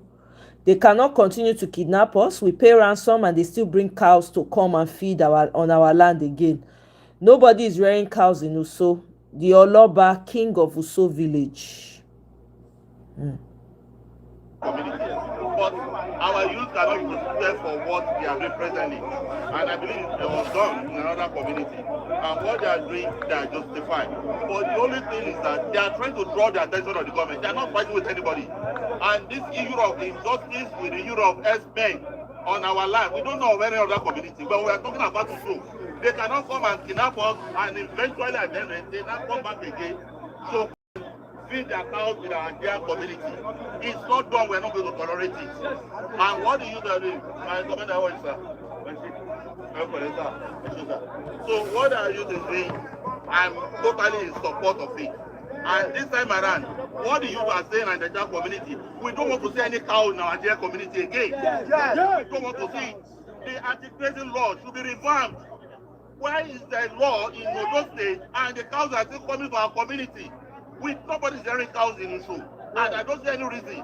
After kidnapping, we are paying ransom and they will come and feed their cows on our land. What is left for us? Nothing. So with what is happening now, they are trying to draw the attention of government. They are not fighting with anybody, but to show their interest that this have been a continuous exercise, and these are people that have been keeping it within themselves. And if a worshiper cannot come and worship in church again, that means we are finished. So that is the situation of things this time around. And my commander, thank you so much for your proactiveness and for your men. The situation I'm facing is so only the hotel is rent. I think keep well.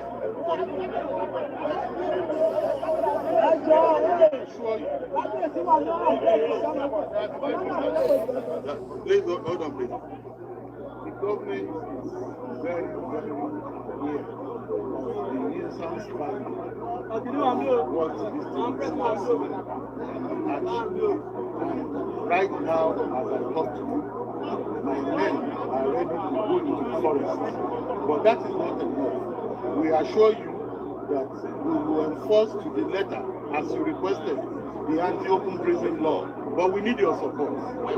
For as long as there will be no chief or there will be nobody that will say it's my own, and if they say we refuse, that is the support of the people the government needs. But I can assure you, as from today, you will see the difference. You said you don't want cows. You don't want. This is Sheila's state that this one is happening, where he say Nigeria is safer than ever. So Rino has been posting assassinations are attacking opposition candidates in Nigeria. All right, well, let's read this from Apostle Michael Olowo Kere. I don't know if I said that right. Now, this is from the Muslim Youth Council of Nigeria. Make I read them for now. You know, be saying now let me they hear this kind of thing. The attention of the Muslim Youth Council of Nigeria has been drawn to concerns raised by critical stakeholders in Doma local government regarding the utterances, Mona pay attention, made by the executive chairman, Mr. Jonathan Adra Okuba, during a recent political gathering. The statement credited him, suggesting that even if the prophet is here, he is the leader, he is highly condemnable and considered a clear act of blasphemy against our noble prophet. Following a thorough investigation, we have confirmed that the chairman has since retracted the statement and offered an apology during the same event. While we acknowledge this step, we believe that further action is necessary in the interest of peace, mutual respect, and religious harmony. Nigeria go divide. There's no way. The leadership of the Muslim Youth Council of Nigeria hereby calls on the Executive Governor of Nasarawa, Engineer Abdullahi Sule, Commissioner of Police, Nasarawa State, and relevant security agencies to take note of this development in order to maintain peace and foster understanding among all religious communities. We urge the chairman, Mr. Jonathan Adra Okuba, to tender a public apology to Muslim community, Umma, that's what it's called, within 48 hours, published in 5 national daily newspapers.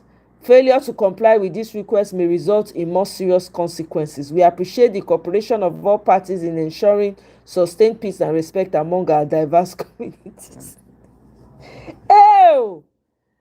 Hey, so Apostle Olowo Kere now said, as you go to bed tonight, I want you to ruminate over this piece here. Few days ago, scores were unalived in Zamfara. Many villages were humiliated in the worst way. Women were, taken advantage of. They were hard. Wives were hard. Husbands and sons were unalived. 3 days ago, a Christian community was ransacked in Plateau. About 10 persons were unalived. A church was attacked in Ondo and worshippers were taken. The nation is totally in chaos and there is bloodshed every day.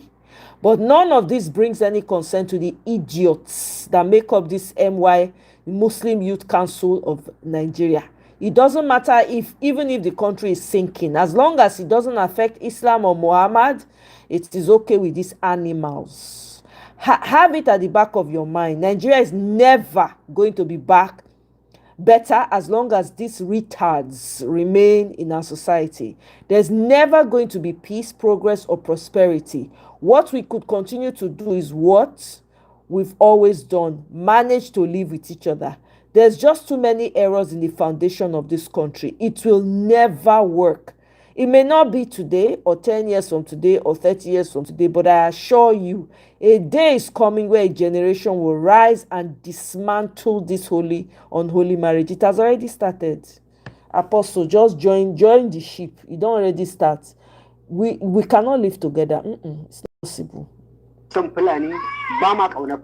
Okay. Make I talk wetin this one talk. He say Fulanis are saying that we the Hausas don't like them.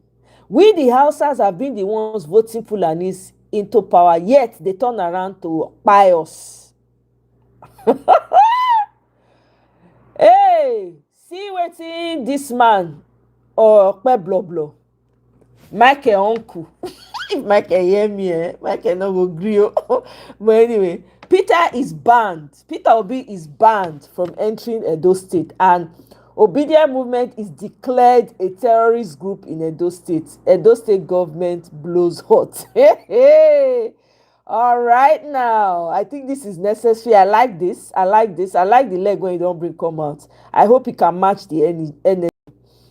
Donaza now posted, please, you people should forgive him. Have you ever heard any other APC governor say something like that? The difference is education. No, I like the threat. I want him to match up to that energy. Yeah, let him leave the threat. He needs to be dealt with. That man needs to be not conked on that is bololo. They need to, that kind of person, you tell like, will you kneel down there? He go kneel down, they go conk am for head. Whether small sense go come out, now he need. God, I beg you. This one now posted, there is no difference between him and a local government chairman. There is no time I see the name Okpeblo on social media that it is not accompanied by an embarrassing video. Hi, don't people managing? Michael, your uncle. Michael go dey angry. Say they mention the uncle name anyhow. Hey, Rose, welcome. Oh. Hey, they are working on it. There's a lot happening, Rose. They already have troops on the ground, and they sent out a report. They're waiting for Trump to say something. Anyway, there's stuff going on, though. There's stuff going on. Okay, let's listen to what Woto TV had for this dumb human being. Hello and welcome. My name is Magnus Arakan, and this is Woto TV. When I see what happened for Edo yesterday, where some Agbero come, begin they shoot the one by Peter Obi. First and foremost, make I tell the governor of Edo State, anything will happen to Peter Obi, anything, say like for inside dream, when I come wound Peter Obi, and everyone talk of bicep, say they wound and say like I said they shoot yesterday, one bullet meet Peter Obi. I swear to God Almighty, inna hila will lie. This country don't go no peace. I'm telling you, people they play with fire. To eliminate Peter Obi, make una know say this country go scatter. If you not get plan to eliminate Peter Obi, this country go scatter. And Edo people now when I make parable say shrine we need oil. Pamoye, now pamoye they give them. No we need blood, now blood they give them. So make we know say when I don't declare war, wait up for Edo State clearly show say the APC government no one do things in the right way. Yes. Now fight, then they fight. Yes. Because of that, we go activate all our obedient. Inside obedient, I think we get people they carry Kalashnikov now. We get where they carry iron rod.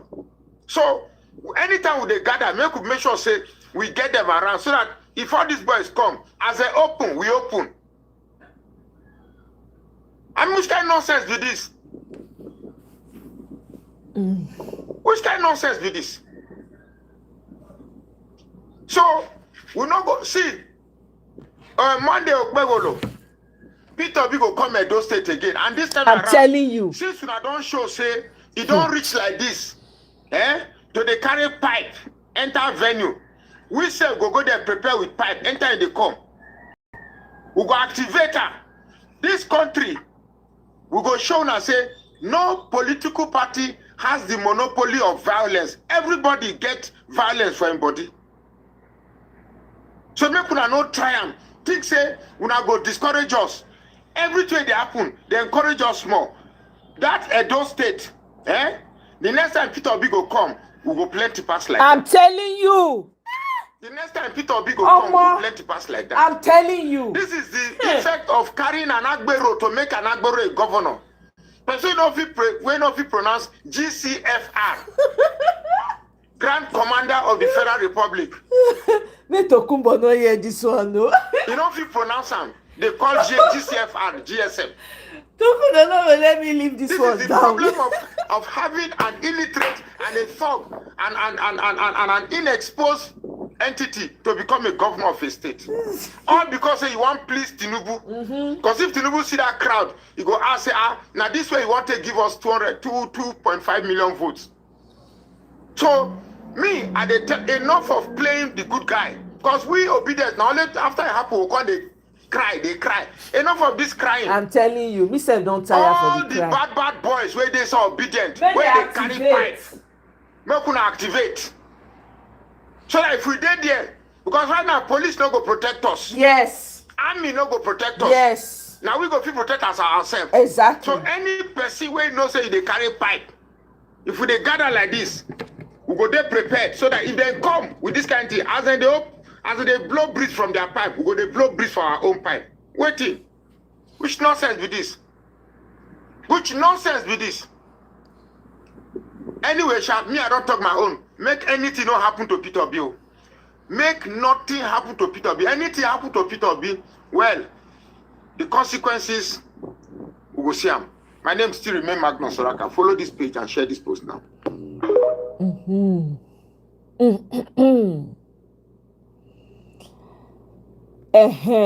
I'm not even going to bother to read what this mumu, this psychiatric patient had to say.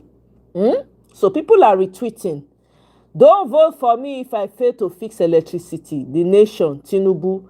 Daily Trust, fix power or reject me. Tinubu tells Nigerians. Vanguard, Tinubu stakes re-election on electricity reform. Punch, electricity first or no second term, says Tinubu. Daily Sun, no power, no votes. This day, judge me by electricity supply. Hey! Oh! This is the protest that was going on. The guy that, this is in Owo Expressway, the Ondo. So there's a protest going on because of the recent kidnapping. Okay? So let's see. Let me just play the video. It's a short one.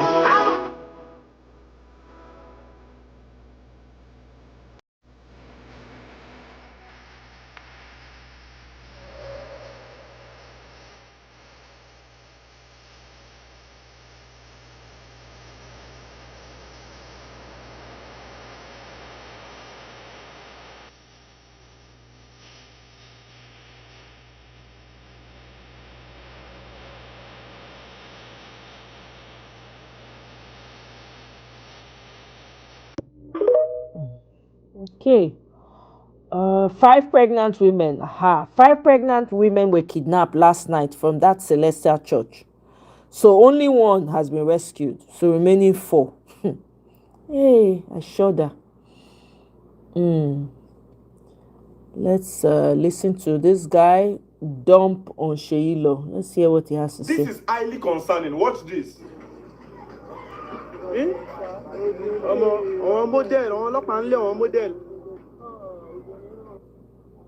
You see, the video you just watched is in Akure, Ondo State, the capital of Ondo State.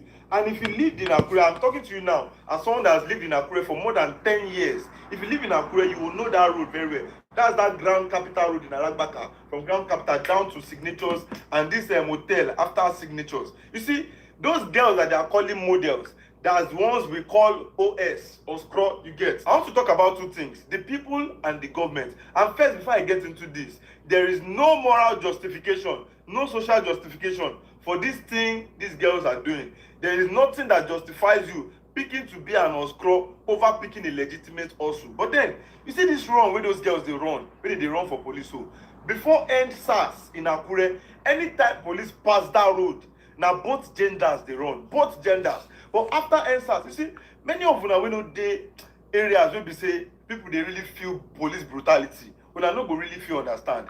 For Akure, for place where me I live, police don't carry me when I dey 100 level for Futa. Police don't carry me for morning before Akure. He start my phone, you don't see anything. Scorpion squad, opposite Futa North Gate. From morning till night, they call the office at that time, Skure. I don't fit forget the name. From he start my phone, you don't see anything. He carry my laptop, you don't see anything. Okay, let's move forward. Another thing, this one they talk. Okay.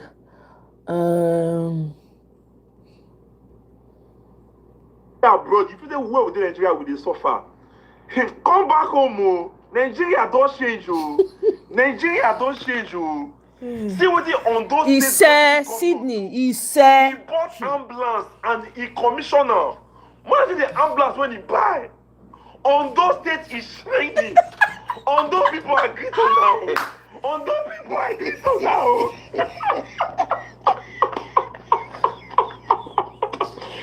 It's shining.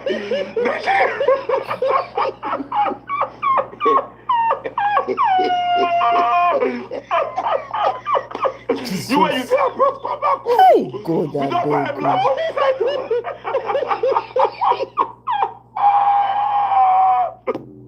Kai. Omo. Anyway. Okay, so Bishop Godfrey Honor slams Nigerian politicians.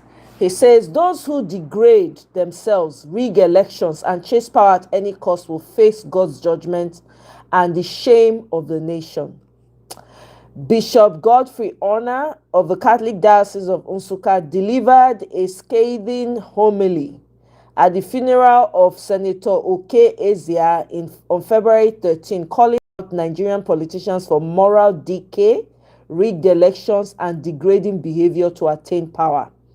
Addressing several senators and government officials, Bishop Honor said, if you hear the story of what some of our Christians do in order to get to power, men and women who you thought were decent, degrade themselves and demean themselves with associations that are not worthy of any human being, let alone a Christian. He warned that unethical shortcuts and election manipulation provide no guarantee of success or salvation. Election, so we are called to make effort. He emphasized urging politicians to act responsibly with integrity. Story. Bishop Honor highlighted the personal sins of leaders affect the whole nation. There is no such thing as a private sin. Everything we do, good or bad, affects others. Leaders who think their conduct only affects themselves are deceiving themselves and the people they serve. Anyway, moving on. I just wanted to read that for a little bit. How is this thing getting stuck here? Okay.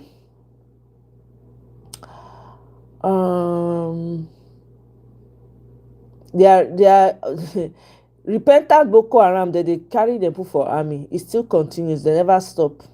Now look at this picture. This guy, I've seen tweets about this guy that anytime if you see your politician with this guy, know that the rigging in the election will be out of this world. This guy's name is Wicknell Chivayo. He said he's visited Nigeria. Okay, and this guy is not a good person. Apparently, I don't know whether he has structures in place where he's able to, or he knows how to rig elections. He's an expert in rigging of elections all over Africa. Okay, there have been pictures of him with other leaders as well. Anyway, let's move forward. So many things to catch up on. Okay.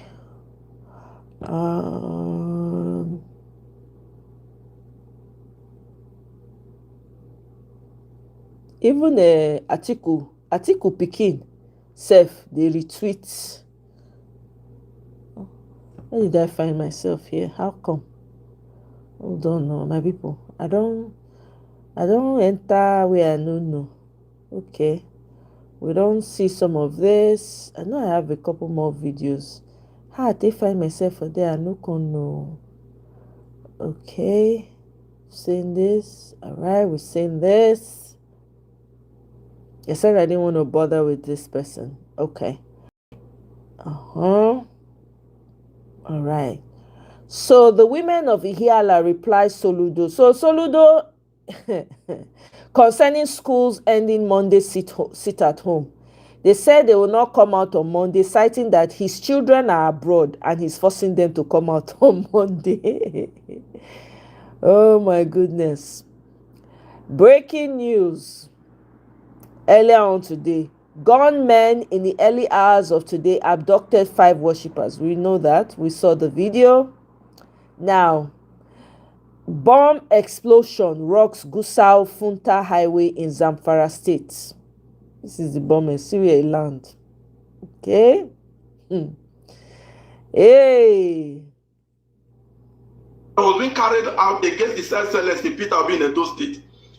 For you see, you see the attack that was being carried out against the Celestial Peter Obi in Edo State. For those that are saying Peter Obi attacked himself, maybe to attract sympathy vote like he got in 2023. Obviously, your sense, your head need thorough examination. That's obvious. Most especially the likes of D1. My people, I'm sure we have not forgotten so soon. Because it was sometimes in the past, not too long ago, when Edo State Governor, Monday Obewolu, told Peter Obi not to enter Edo State. And that if he enters, his security will never be guaranteed. And that anything he sees, he should take it. Have we forgotten? That obviously was a threat. Even though he retracted it that he wasn't threatening the man. But that obviously is a threat. Somebody like D1 and those that think like him, I think you need to be reminded. And I will show you the video again. After then, we'll move ahead. Listen. The man will say no gashishi. I am sending a direct message to him. There is a new sheriff in town. He cannot come to Edo without telling me. Because his security will never be guaranteed. Whatever happens to him when he's in Edo State, he will take it. I am serious about it. I'm sure you heard that. For those of you that may have forgotten, you heard him. He said his security will never, he just said may not or cannot, will never be guaranteed. And that anything he sees, he should take it. Yeah, it's like in my native dialect, they say owl cries at night. By morning, by dawn, a child dies. That's exactly what it is. Why this issue of the governor threatening his SLS Peter Obi was still ongoing? Jared Tenebe was on national TV declaring hate for Peter Obi. You see, when he said I made a statement that Peter Obi is hated, I hate Peter Obi.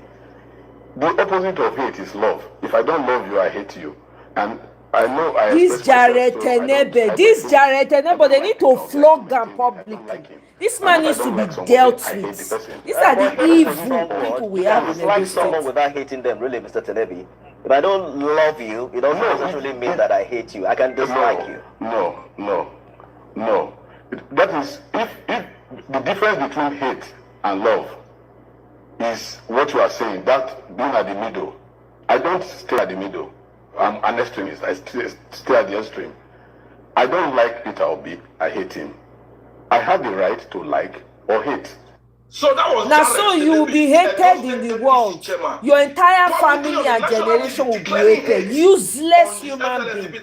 To back up the threat that the governor has made. These people they play with fire. And after all of this, after a while, Peter Obi, His Excellency, finally visited Edo State and he was attacked.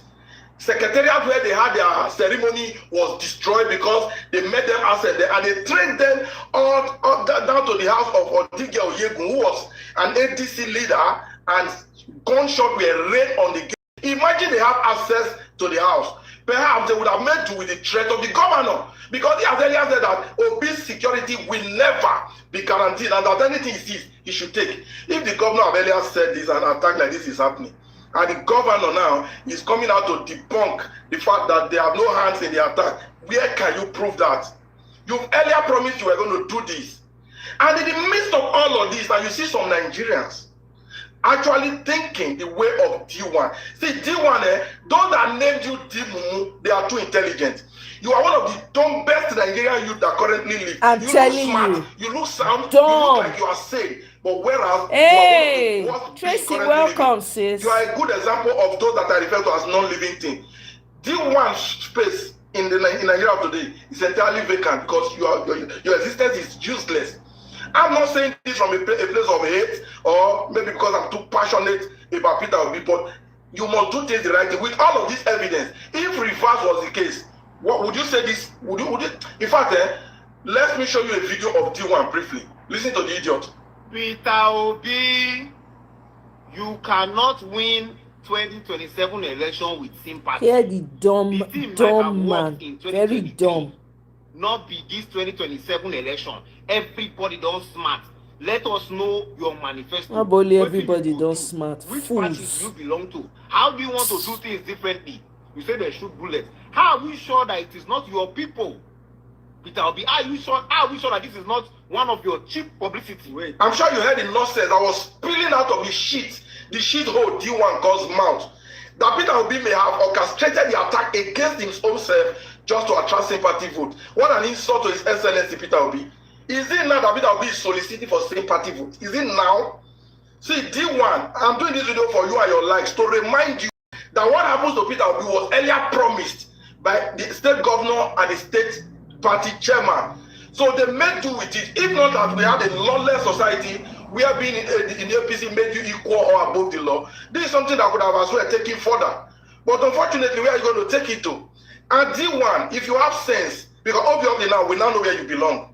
You are actually acting a script that was given to you. You're doing a job. That's fine. No, nothing wrong with that. But let me ask you something. You are a supporter of APC now, obviously. If Peter Obi has arranged talks to attack his own self, whether he did it or not, that's a crime. In a state where APC is the governor, what have they done to at least apprehend those people that came shooting? Because some innocent people were shot, most especially at the secretariat. You get the point now. Who have been arrested? The only way nobody will ever be arrested is when APC is the one that is involved. If opposition was involved in this, by now you'll be seeing corporate on the news. You'll be seeing suspects being paraded. But that isn't the case because it is an orchestrated plan to bring down His Excellency Peter Obi. It won't work anyway. There's a reason they call him Okute. If you don't know the meaning of Okute, go and find out. So D1, your mumu, I swear you will remain in it and you stay in it for no, help me share it. Yeah, help me share. Unfortunately, I do not wish you anytime soon. Please, my people, I don't know what you think about this, but just share the video, comment your thoughts.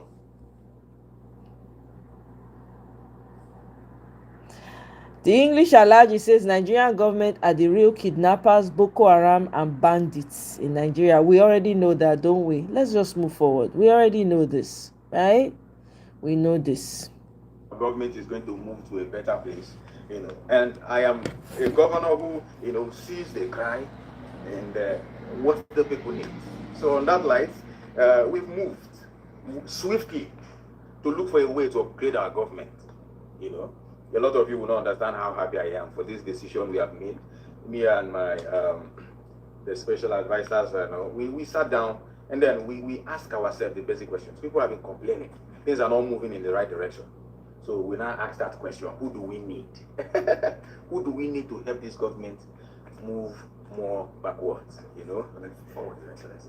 Forward, Your Excellency. I mean, who oh my goodness. With that intelligence, you would not be in the back. So I'm the leader here. I speak for the people. Sorry. So we've looked through nook and crannies of the Olani estates. We searched, and then we ask ourselves, who do we, appoint to help this government stand firm? And after we searched through deep research, we came to a conclusion that there's only one man who, by statistics, by data, by records, consistency, has remained the same. Okay, thank you. I'll check now. Business, but I'm here today, I'm the other place tomorrow. you know, in the business of condemn today and recommend tomorrow. You know, someone who has the capacity to be on national TV, you know, and twist things for us. Someone who can, you know, support you today and condemn you tomorrow, fearlessly, boldly. And we decided that we are going to appoint this man. Reno Omoye. Reno Omoye, my government has shown you, this is out of merit. This is something inborn. You know, you do it effortlessly. The way you walk, you know, your steadfastness when it comes to, you know, things you do. We love it. And that is why we are appointing you. You know, thank you. Please, if you see this message, reach out to us. Those who know him should tag him in this video. Our government are pushing very fast towards the development of backwardness. You know, thank you. Thank you, Your Excellency. Please, can you reconsider this? We know, you know, he's not someone I think we should recruit into your government, Your Excellency. Why? Because, you know, today he can be here and then tomorrow he's there. It's not really yes. So who are we? How have we been? Is this a government not here and there? Is it not supposed to be advantage to us? You think it is easy to represent a government like us boldly and speak to the people what you know this is truth? And you are saying, wait. Somebody say na babasuwe when all load finish. That's what somebody said about Sheilo.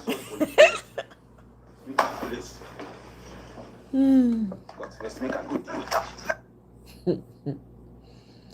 Okay, so let me see if I can Abemo na listen to our new Village Boys song. Abeg.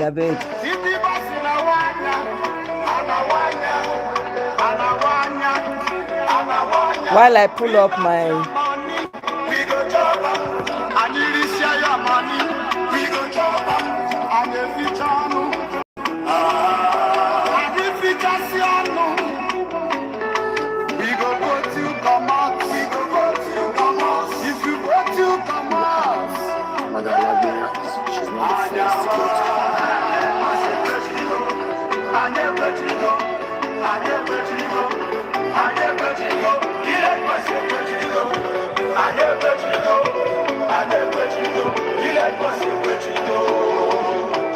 This country go dey.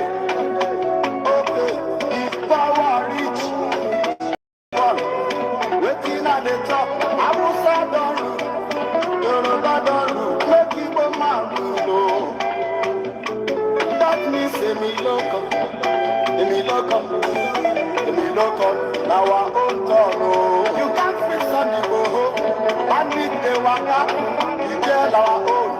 Nnamdi Kanu, una say make we support, say we be one. How we be o, Village Boys Igbejirigo.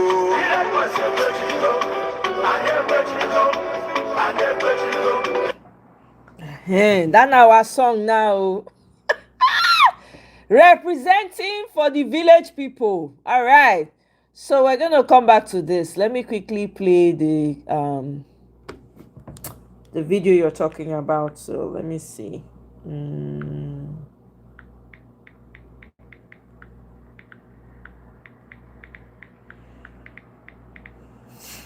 Okay. We need to prioritize her to talk to us. Madam, thank you very much, ma'am, for your time with us this evening. Good evening to you. Please, I would like. Thank you, ma'am. Ogaibis. Thank you, everybody. Hello, Obedient family. Hello, Niger Watch family. My heart is so heavy this day. It has changed everything that I prepared to talk about, but I'll still try my best. I say my heart is heavy because Nigeria is our country. Whether you believe in one Nigeria or not, as at this morning, we're still together. But for us to take politics to the extreme of showing hate to one another, I don't think we're supposed to take politics that far. Even in America that we got politics from, that we copy their type of politics, Obama still went to White House to see Trump. Even as Clinton as Trump were not together, it was just words. it wasn't up to what we are seeing in Nigeria. This is so painful. Since Saturday, I've been trying to make some notes, to make some corrections to some things that I've heard, but I never knew it was going to be like this today. Why hate each other so much? We know they talk about politics. This is not new. The NCNC days, the wet year days and everything. But Nigeria, we are so backward that I think we should look at things from the positive side for us to achieve what we need to do in the 21st century. Not for us to still carry this politics of bitterness, but because of the individual that is also involved. Like my brother said, Joseph Oji, that we have been captured. We know that a long time. For somebody to say he's been preparing for something, a particular position in the last 30 years, he's not joking. He has print media, he has the television, he has the radio, he has everything. He has his boys that we can call the Lagos boys, the cartel and everybody, all put in the places that he wants them to be. And because of poverty, it says, take away the purchasing power of the people. Somebody that has not eaten for 1, 2, 3 days, and you now give him 1 naira, 10 naira, 100 naira, what do you expect that person to do? That's there. And anything, that is what we are seeing in Nigeria now. And the latest one in Edo is just a confirmation to him saying that there's nothing bad in us having a one-party state. Why would somebody not want, what will I call it now? Opposition. Criticism makes you better. If I criticize you, it's not that I hate you. I just want you to be better. So when Jonathan was there and they had all they did, and Jonathan had a heart of flesh, you know, he did not want any blood of anybody to be on his hands, so he went away. But this one that we have now, they're animals. I don't witness. There's no due respect. Straight up. Today. No. Straight up. We have animals in power. Beasts. And they're just exhibiting it. And it's so painful that the worst of us are the ones that are leading the best of us. I'm telling you. Painfully. Such and a the travesty. beautiful ones that we have, we are all outside the country. I'm telling you. Doing good for ourselves. And we have left our family members there at the mercy of these people. It's just very unfortunate and very painful. Honestly, my heart is so heavy. It is very heavy. I don't expect Nigeria to be here in 2026 when people are already going to space. They're using hands to start the car. Technology has gone. We still are here talking about politics, talking about electronic transmission. And why don't they want to do that? Like Rufai said, it is because of what they did on Saturday. Okay, let me go back to my little note. I have my little paper that I scribbled some things quickly. Oga Evis, thank you for giving me this time. My panelists, please pardon my manners. I'm really, really sorry for not greeting everybody. I'm so sorry. Mommy Diaspora, Mommy, thank you for all that you do for us. We appreciate you, ma. Thank you so very much, ma. I'm sure you are not also happy with what is going on in Nigeria as an elderly person. I'm sure when you were growing up, Mommy, you remember those beautiful days in Nigeria that you enjoyed. Look at what it is now. And I'm sure you won't want your grandchildren to come and experience what they have in Nigeria when there's no freedom, you know? So that is why all of us have to put our hands together to do the little we can do. Let me save my time. I will not mention names of everybody on the chat room. Thank you, my brother Abuaze, for what you do, for your support for Ogaevis. We really appreciate you, all my panelists. I thank you all. While I was trying to scribble all this, while I was working, listening to Naija World, there's some things that my brother said he does not know about. And with all humility, I belong to the obedience in diaspora. I know a bit of what is going on with our dear movement. We are a movement, we are not a political party. And what happened in ADC in Abuja on Saturday, some people are mistaking the obedient movement and the ADC. We're two different entities. I'll talk more about that as I go on. Ogaevis, So this website that I'm on right now lets you invest Okay, into is real money. estate I know for as money. Oh, little I as a didn't know it few was her you're referring $100s. It doesn't to. I require was me to hearing deal money, with but I tenants. was like, okay. All you No, do, huh? we appreciate you for coming out every day. And Thank you, ma. Thank you, sir. P.O. Ogavis, can you put on your camera? My people will say Ojulorowa, you know. My message is just to everybody, but to you in particular, not to be tired, not to be discouraged, and know that your name is written in gold, and will not forget eventually when we get this Nigeria that we want in our lifetime. I'm sure it's going to happen in our lifetime.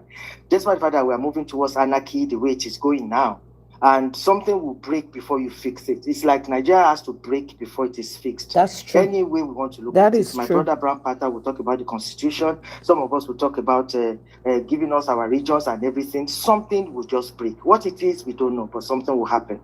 Let me quickly correct the impression that my brother gave yesterday about Tanko.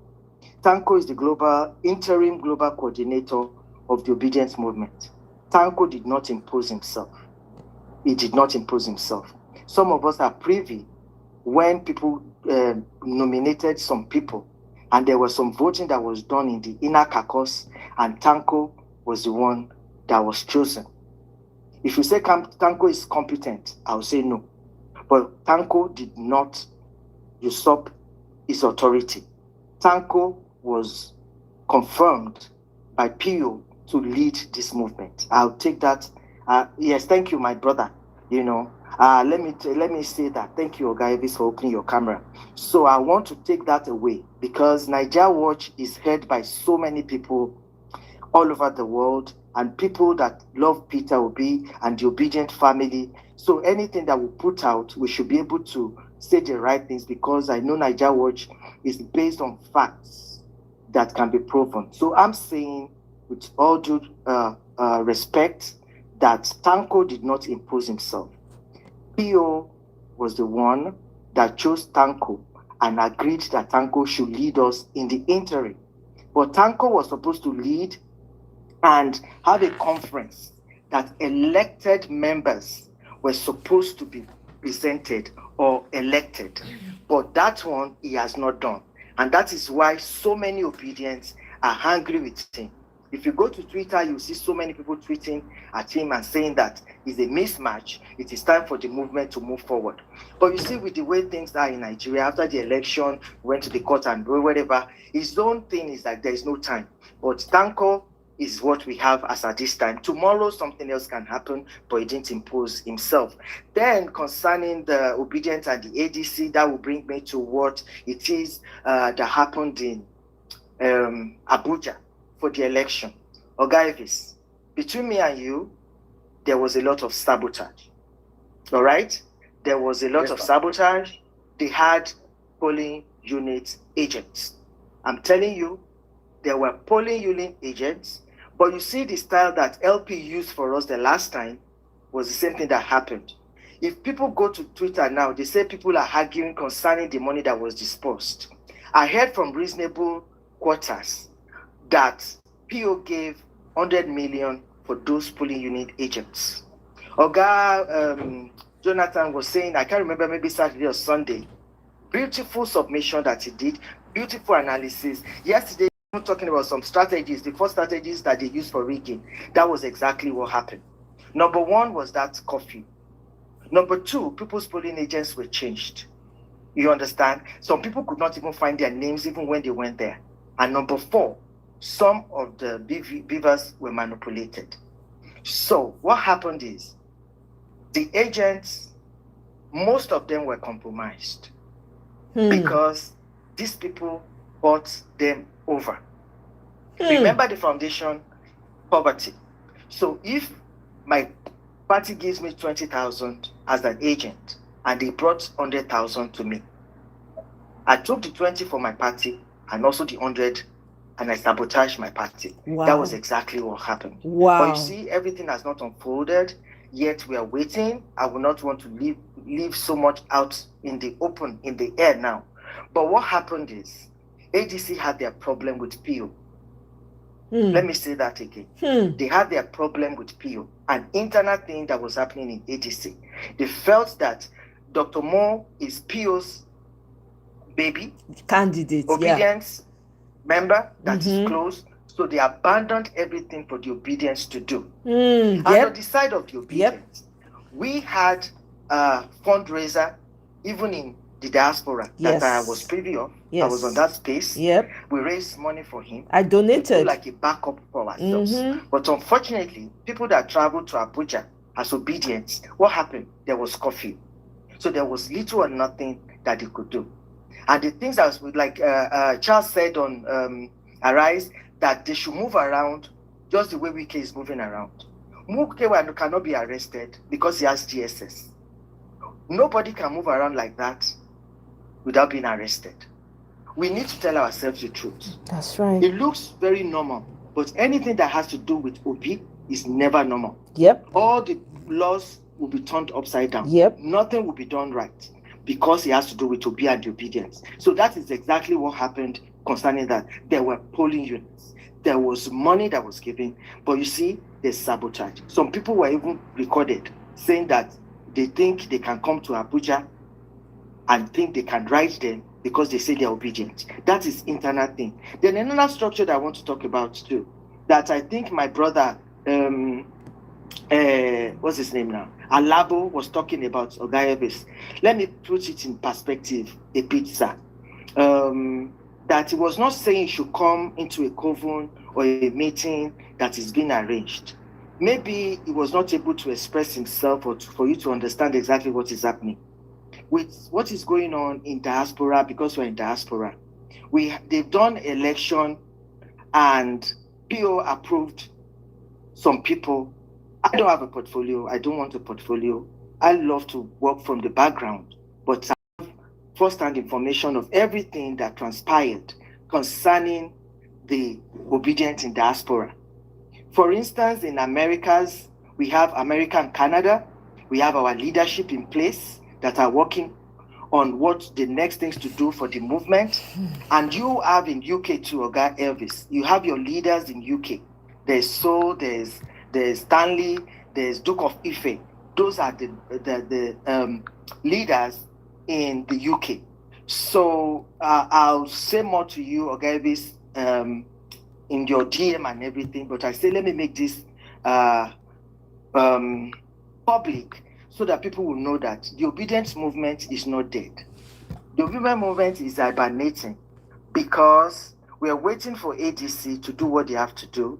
And what we are saying is we want the consensus. Let them give PO the candidacy, then we go to work. That is why it seems as if everything has been quiet.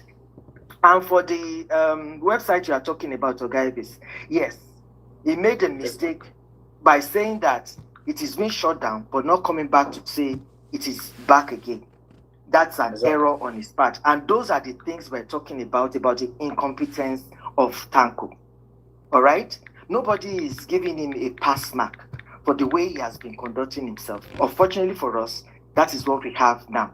That website is on. And when we, in the diaspora, the 1MMC group, PO supporting group, now partnered with the Smart Ballot app. If you remember the last time I came, I spoke about the Smart Ballot because we can't wait for the obedience leadership if they're not doing what they're supposed to do. And some of us are matured, exposed, and a bit has a bit of foresight. So we got together and we chose Smart Ballot to be able to back up what needs to be done for us in case there's going to be election in 2027. And people were also saying that, how do you protect your votes? The mobilization is being done on the Smart Ballot. Yes. How the Smart Ballot works. Remember I told you guys about the Smart Ballot on our WhatsApp group, and I was expecting people to ask me questions concerning it, but I didn't see anybody ask questions. You see, most times, all of us wants the good thing, but nobody is stepping forward to take responsibility for what is supposed to be done. If I ask us now on Niger Watch, how many of us are on Smart Ballot? I don't know how many we have. And that is where the mobilization will start from. We all talk to Nigerians. Nigerians will not come out. Nigerians will not do this. But those of us that have access, that are in the diaspora, What are we doing? Exactly. If I ask you now, guys, do you know your polling booth? You say yes. Do you know how many people do you know in your polling booth that come out on the day of election to vote? I don't know if you know more than yourself or maybe 2 people in Edo or maybe in Lagos. So what smart ballot does for us is for us to know each other.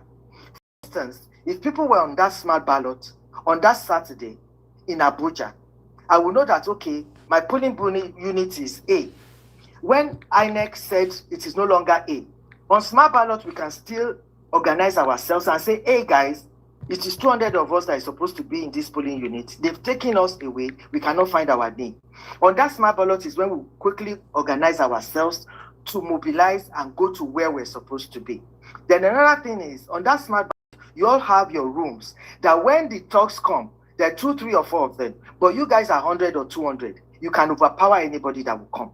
I'm going to stop it there so that I don't give all our strategies out there in the open. But people are strategizing, people are planning. But the thing is, there was an alternative IREV that was being used. Let me come to that. Like what happened in Edo, we all know that Aswe won Edo.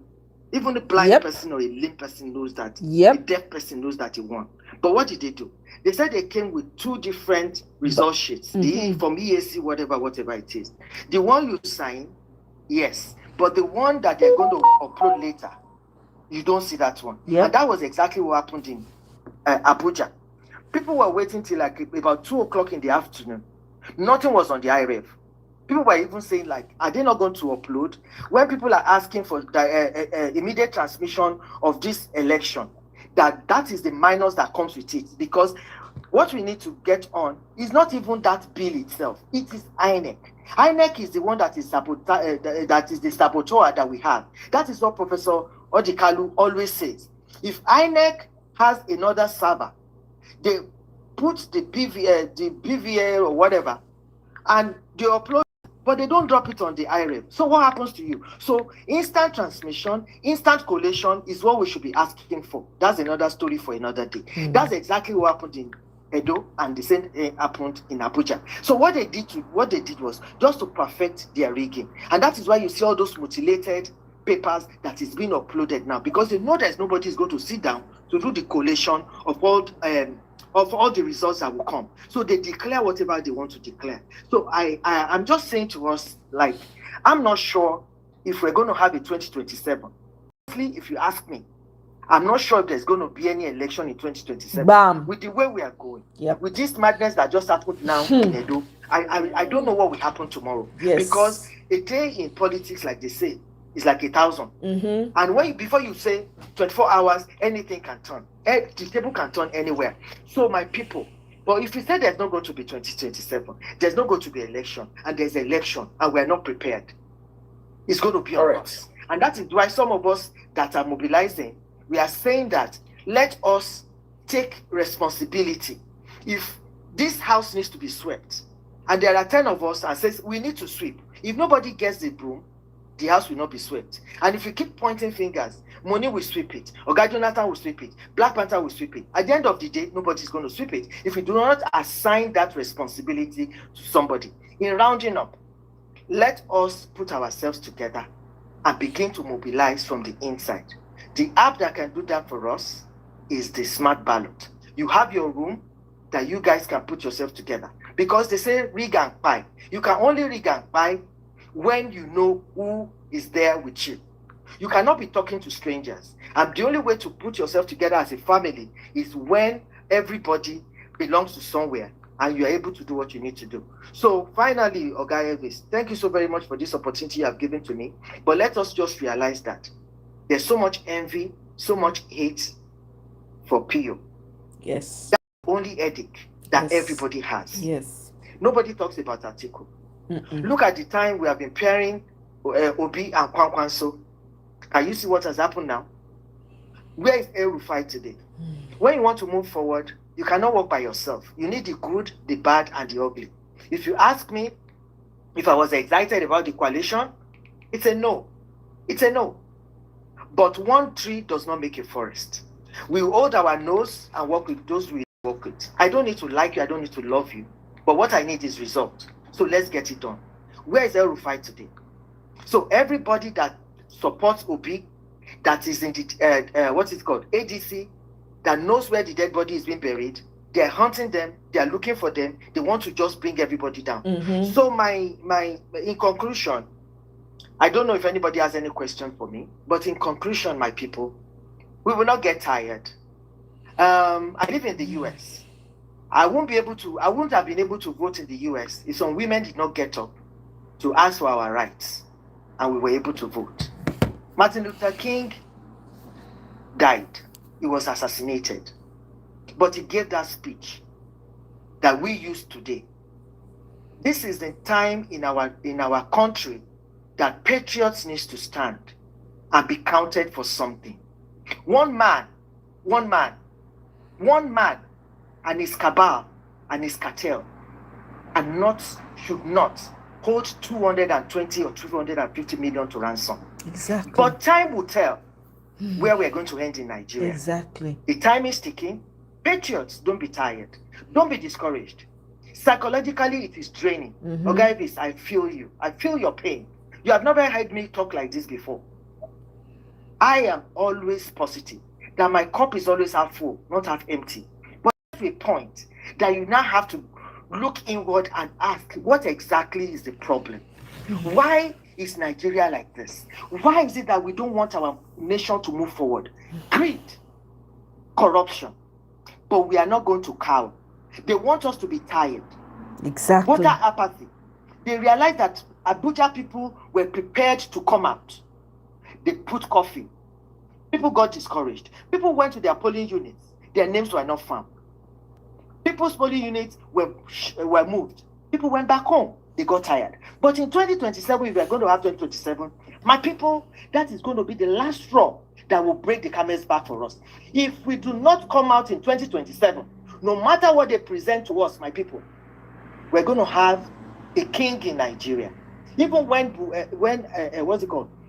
Tinubu dies in 2027, his dead body will continue to impose on us if we are not careful. Because he has trained those people and they know what they're doing, and the cabal is the one that is ruling in Nigeria. My people, don't be cowards. We cannot afford to cower to anybody that wants to break our spirit. We are strong people and we can do this. And we have to tell everyone that cares to listen to us that we are not going to keep quiet. We, the people, are standing to be the opposition in our nation. If ADC is not doing what they're supposed to do, the people will do what they're supposed to do. But guys, don't expect them to come to the street. That woman said she's going to go in the sun and collect 1,000 to drink Maltina. What is demoralizing and humiliating more than that? So please, guys, your voice is loud. Keep yelling. Keep talking. This, what is it called? Nigeria, something will happen. When it is going to happen, I don't know.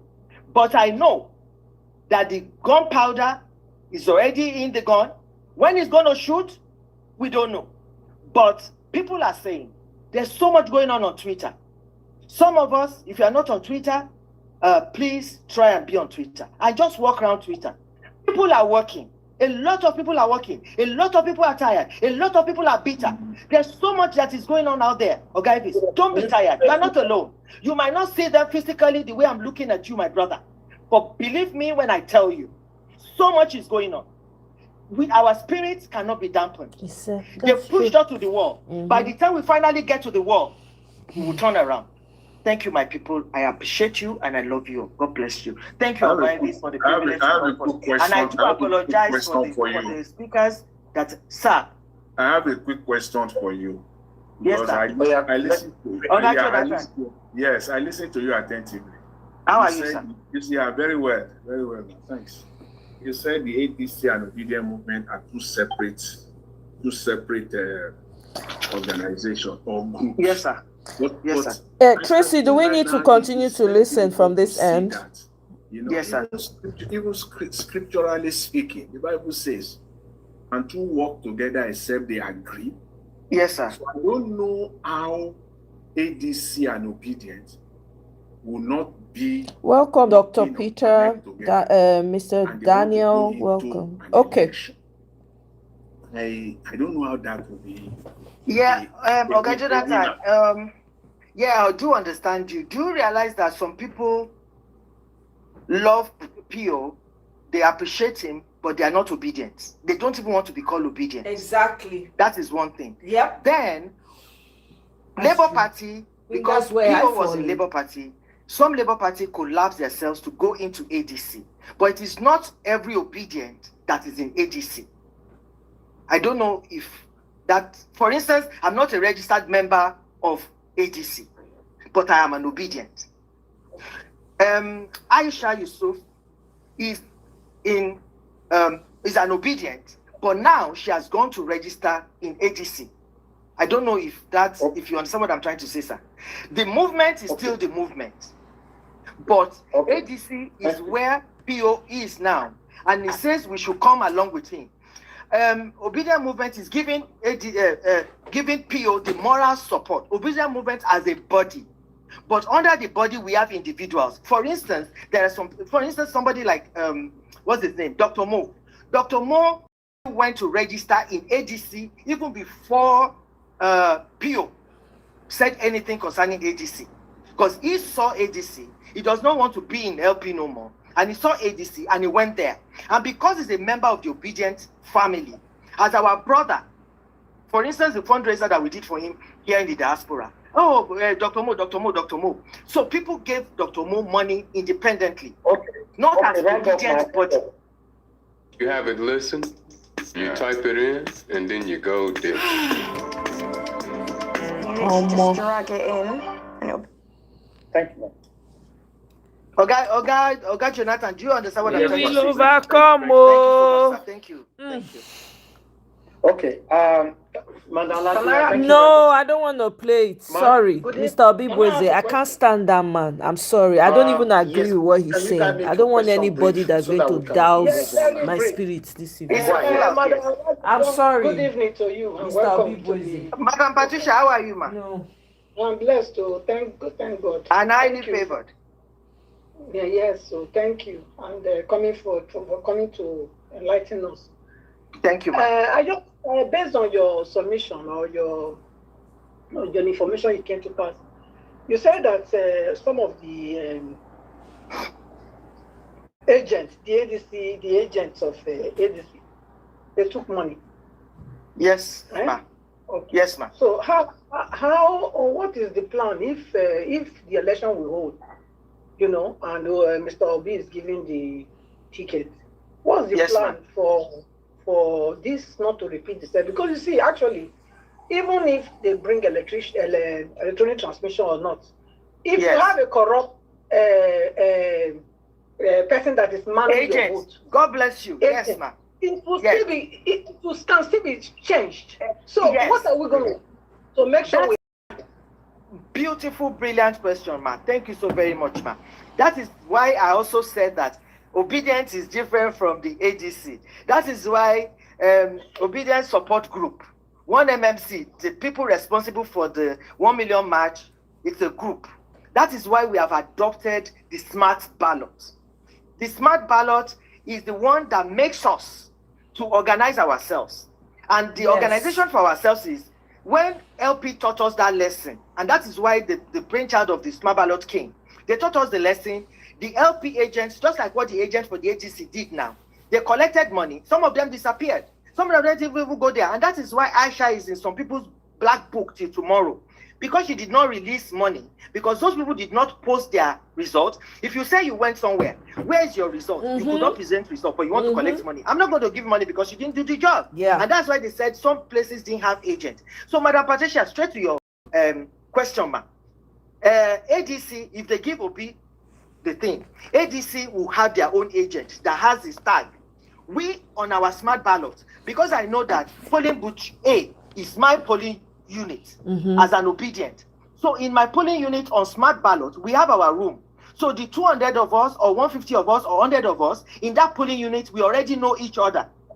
So we, 4 of us, is going to be canvasser. 2 of us is going to be the agent that is obedient, that is there. So the results that agent has, I already have it. We also have our own IREP, our own situation room. I'm not supposed to be saying this. So, Madam Patricia, that is taken care of. Okay.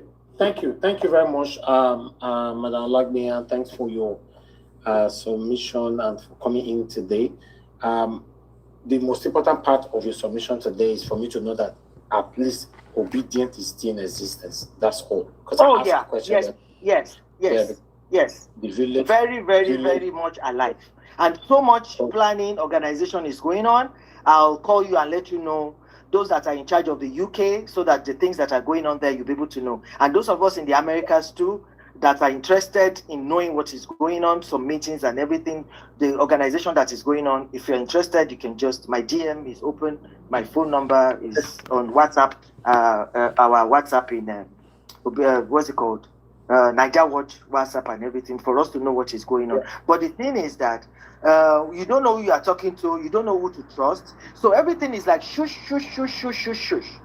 Beat me once, it's on you. But beat me twice, it's going to be on me. So they've put pepper, atarodo pepper, is that not how you say it? They put atarodo pepper in our eyes.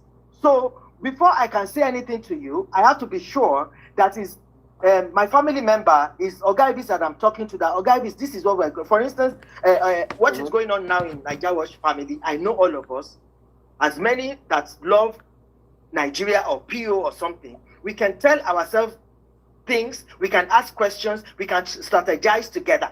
But that is not something we're going to put outside. So that's why it looks as if obedience is quiet. And every time they ask Aisha, like what she said yesterday, that people are saying that obedience is dead. But we are not dead. We know what is going on. We know what we're doing. Because what they are doing out there, the establishment is against us. It's against PO.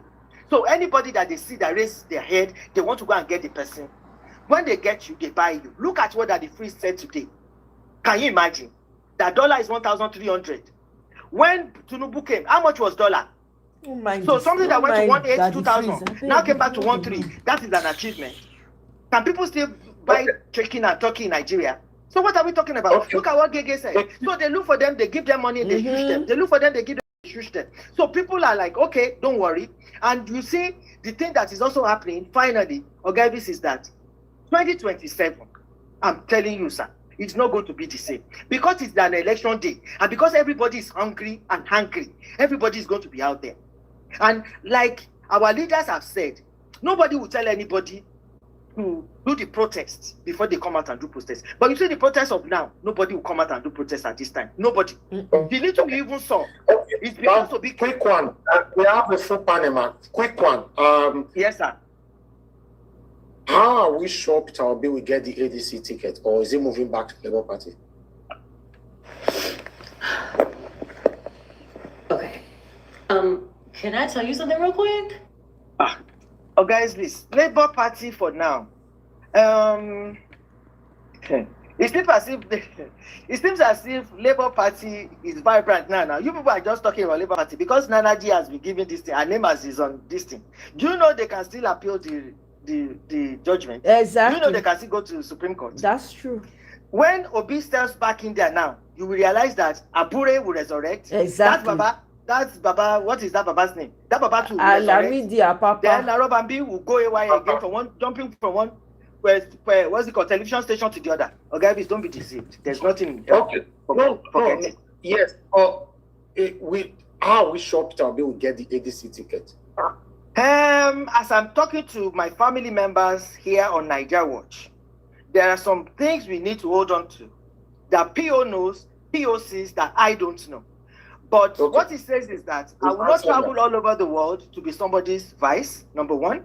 Number two, I'm going to be on the ballot. He still said it in Abuja that they don't want me to be there, but I'm going to be on the ballot. So that is why everybody is calm, fingers are crossed. What he knows, we don't know. But those are the things that when we do our meetings and everything, those are these words that we hold on to and say, yes, this man says you'll be on the ballot. And for the records too, the ADC, Obi did not join them in the ADC. Obi was the foundation member of the ADC. 100%. They did not call him to come and do ADC. And that is why he said, you don't invite somebody to their own house. He's the house owner. Yes, so people that are saying that now, it's not about the foundation member, it's all about the ticket now. The tickets. That's what we're saying. Now they've taken away dollars, and some people are not happy because it's not about delegates. They've taken away delegates now. It's either a direct primary or consensus. The way ADC is, they don't have so much money. So for them to do the direct primaries, it's going to be very expensive for them. So what I think what they're looking at is going to be a consensus. So if it's going to be consensus, that is why we are saying, shouting all over the place, social media is powerful, obedience are not quiet. We keep saying to them, consensus, consensus, consensus. Obi is who we want, and hopefully they sit together and give themselves what's it called, what they desire, what they want. Okay. Obi plays ball with them, and they give him the ticket, and we are ready to go. Thank you, sir. Thank you very much. Thank you, everybody. I really appreciate you. Thank you for your time. Yeah. Thank you. Madam Money. Oga Alabo. Thank you. Thank you. We need to go now. Oga Alabo. Yeah. Okay. Thank you, my friend. So I think that's it, right? Yeah, I think that's it. That was good information. I think most of what she said I'm already aware, actually, because like I said, I didn't even know it was her that you were referring to be quite honest. I didn't know it was her. Yeah, she's the one that the smart ballot, I've been telling you guys about it. It's an app that you have to download, and you find your, let me see, so maybe what I'll do is I'll share. How do I do this? So yeah, I think I will share the link. I'll share the link. I have to find a way to share the link with you guys so that you can go and, let me see if I can pull it up here. 1 second. Let me go off and pull it up. Some mad APC are obedient too. Of course, some mad yes, actually, you're right, Dr. Peter. Absolutely. You're right about that. Some of them are mad too, so they are low-key obedient, but they're not going to say anything until it's necessary. So I want to pull up this smart ballot thing for us to see. Okay. Let me see. Okay.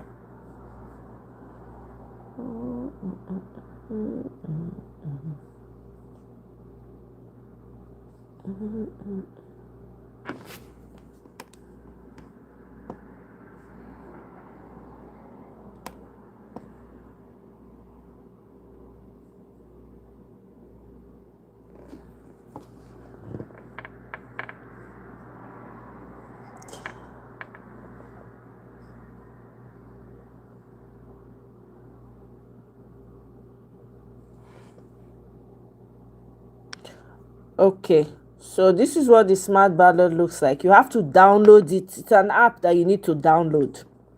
Okay, when you download it, then you put in, I think it will ask for your phone number and stuff like that. You put it in, and then it will take you into the app, and then you want to look for, let me see, says after installing, opening the app, tap the chats button at the middle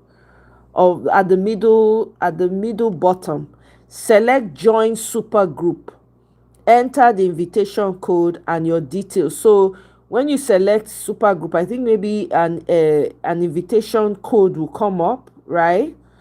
And then your details to register. Oh, wait to listen, I'm go provide the invitation code for now. So I'll find out from her what I need to do, whether you guys can use the same invitation code, then we'll take it from there. But this is what it looks like for those of you who don't know. Anyway, moving along. Thank you for sharing that, Tracy. Peter Obi, after they don't threaten, say they won't buy an enemy, the guy, send their papa message. In spite of everything he say, new Nigeria is possible. Okay? This man is resilient. You want to learn resilience? Please have Peter Obi's picture next to your daily affirmations, as they say. Okay? So let's see. He visited some places today. Peter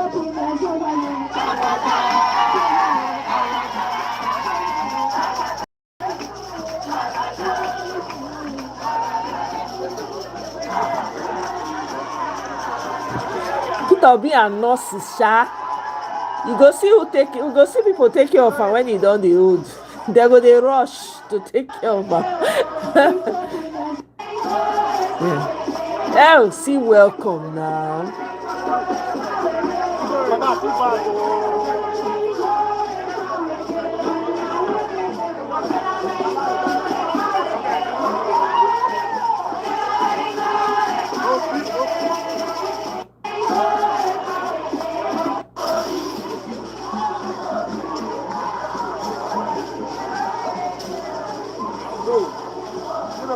This was a St. Philomena School of Nursing.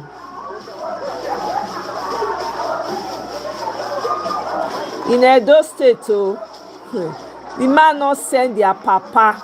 Hey, I like this.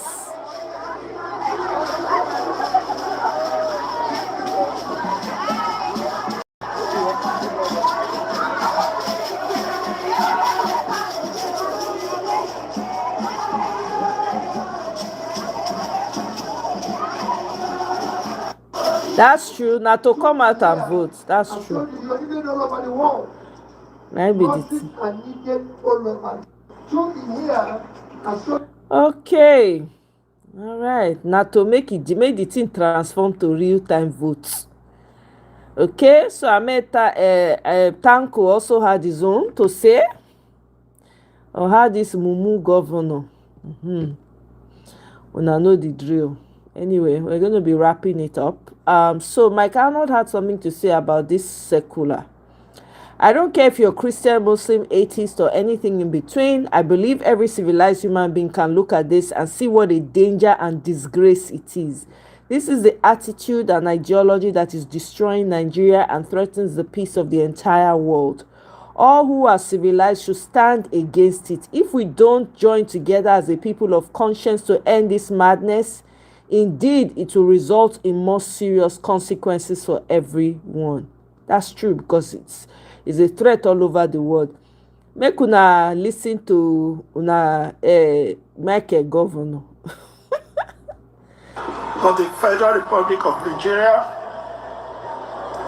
our father, President Bola Ahmed Tinubu. Oh my God. GFS.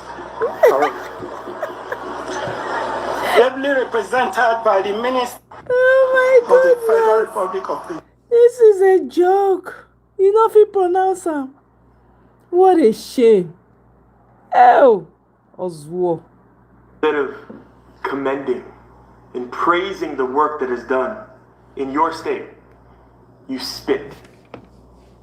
You intentionally lie about the work that has been done in order to discredit what we've done. You are talking of 36 houses. The best of my knowledge, the last time I was there, he raised 18, uncompleted 18 houses are here. You know that it's been more than 18 homes. If you've been to Yawada, you know that the work has been ongoing for months. And at this point, dozens and dozens of homes have been completed. But then you want to tell the news and you want to lie and try to discredit. And say that, oh, last time I was there, only 18 homes. Well, you must have not been to Yawada in months because today is 41. The very work that you yourself refused to do. For 6 months, the government had the funds to do rebuilding, to be able to help the people. And it wasn't done. You sat on the money that was supposed to go to the ones who lost their families, who were massacred in the night, who now have no home. And you chose to do nothing. And we come. We do what you guys refuse to do. And your choice is not to uplift and to praise, but to spit on what we have done. I don't know who gave him 300 billion projects to build market. It's laughable. We don't have such. These stupid people. It's so annoying listening to this the ministry write to him or whatever, he should come. Mr. Kunde, you say that you have no clue who talked about a 300 million market. Yet it was your own words. Tell the truth. I have the messages. They're right here. You sent the video. You told me the figures of what this market that was proposed will cost. And I rejected it and I said no. I said from the very beginning when I came to SEMA, when I came to the Benue government, I'm here to rebuild Yewara, the homes and the market. And the response was the government has a plan. Please, we will do the market. You can do the homes, we will do the market. You rejected my intervention because of your plans. And your plans, based on the messages, was a 300 million market in which no village in Nigeria has. Not one village has this market. And so I ask you, why are you proposing such a monstrously expensive village? Which we can't even find this in Nigeria. The people just want to go home. They just want to survive. They just want to live in peace. They will take anything, even if it's 500,000 naira, whatever it is, to be able to help them. And instead of using what you have to go and help immediately, to run into the fire to help your own people, you are going to sit back and then do nothing because of your 300 million market. I ask you, Mr. Kunde, today, have you built the market? Where are the funds for the market? Where are the funds that have been donated for Yewara? Where are they? We rejected the plan of thatch houses for the returnees. There was no plan for thatch houses.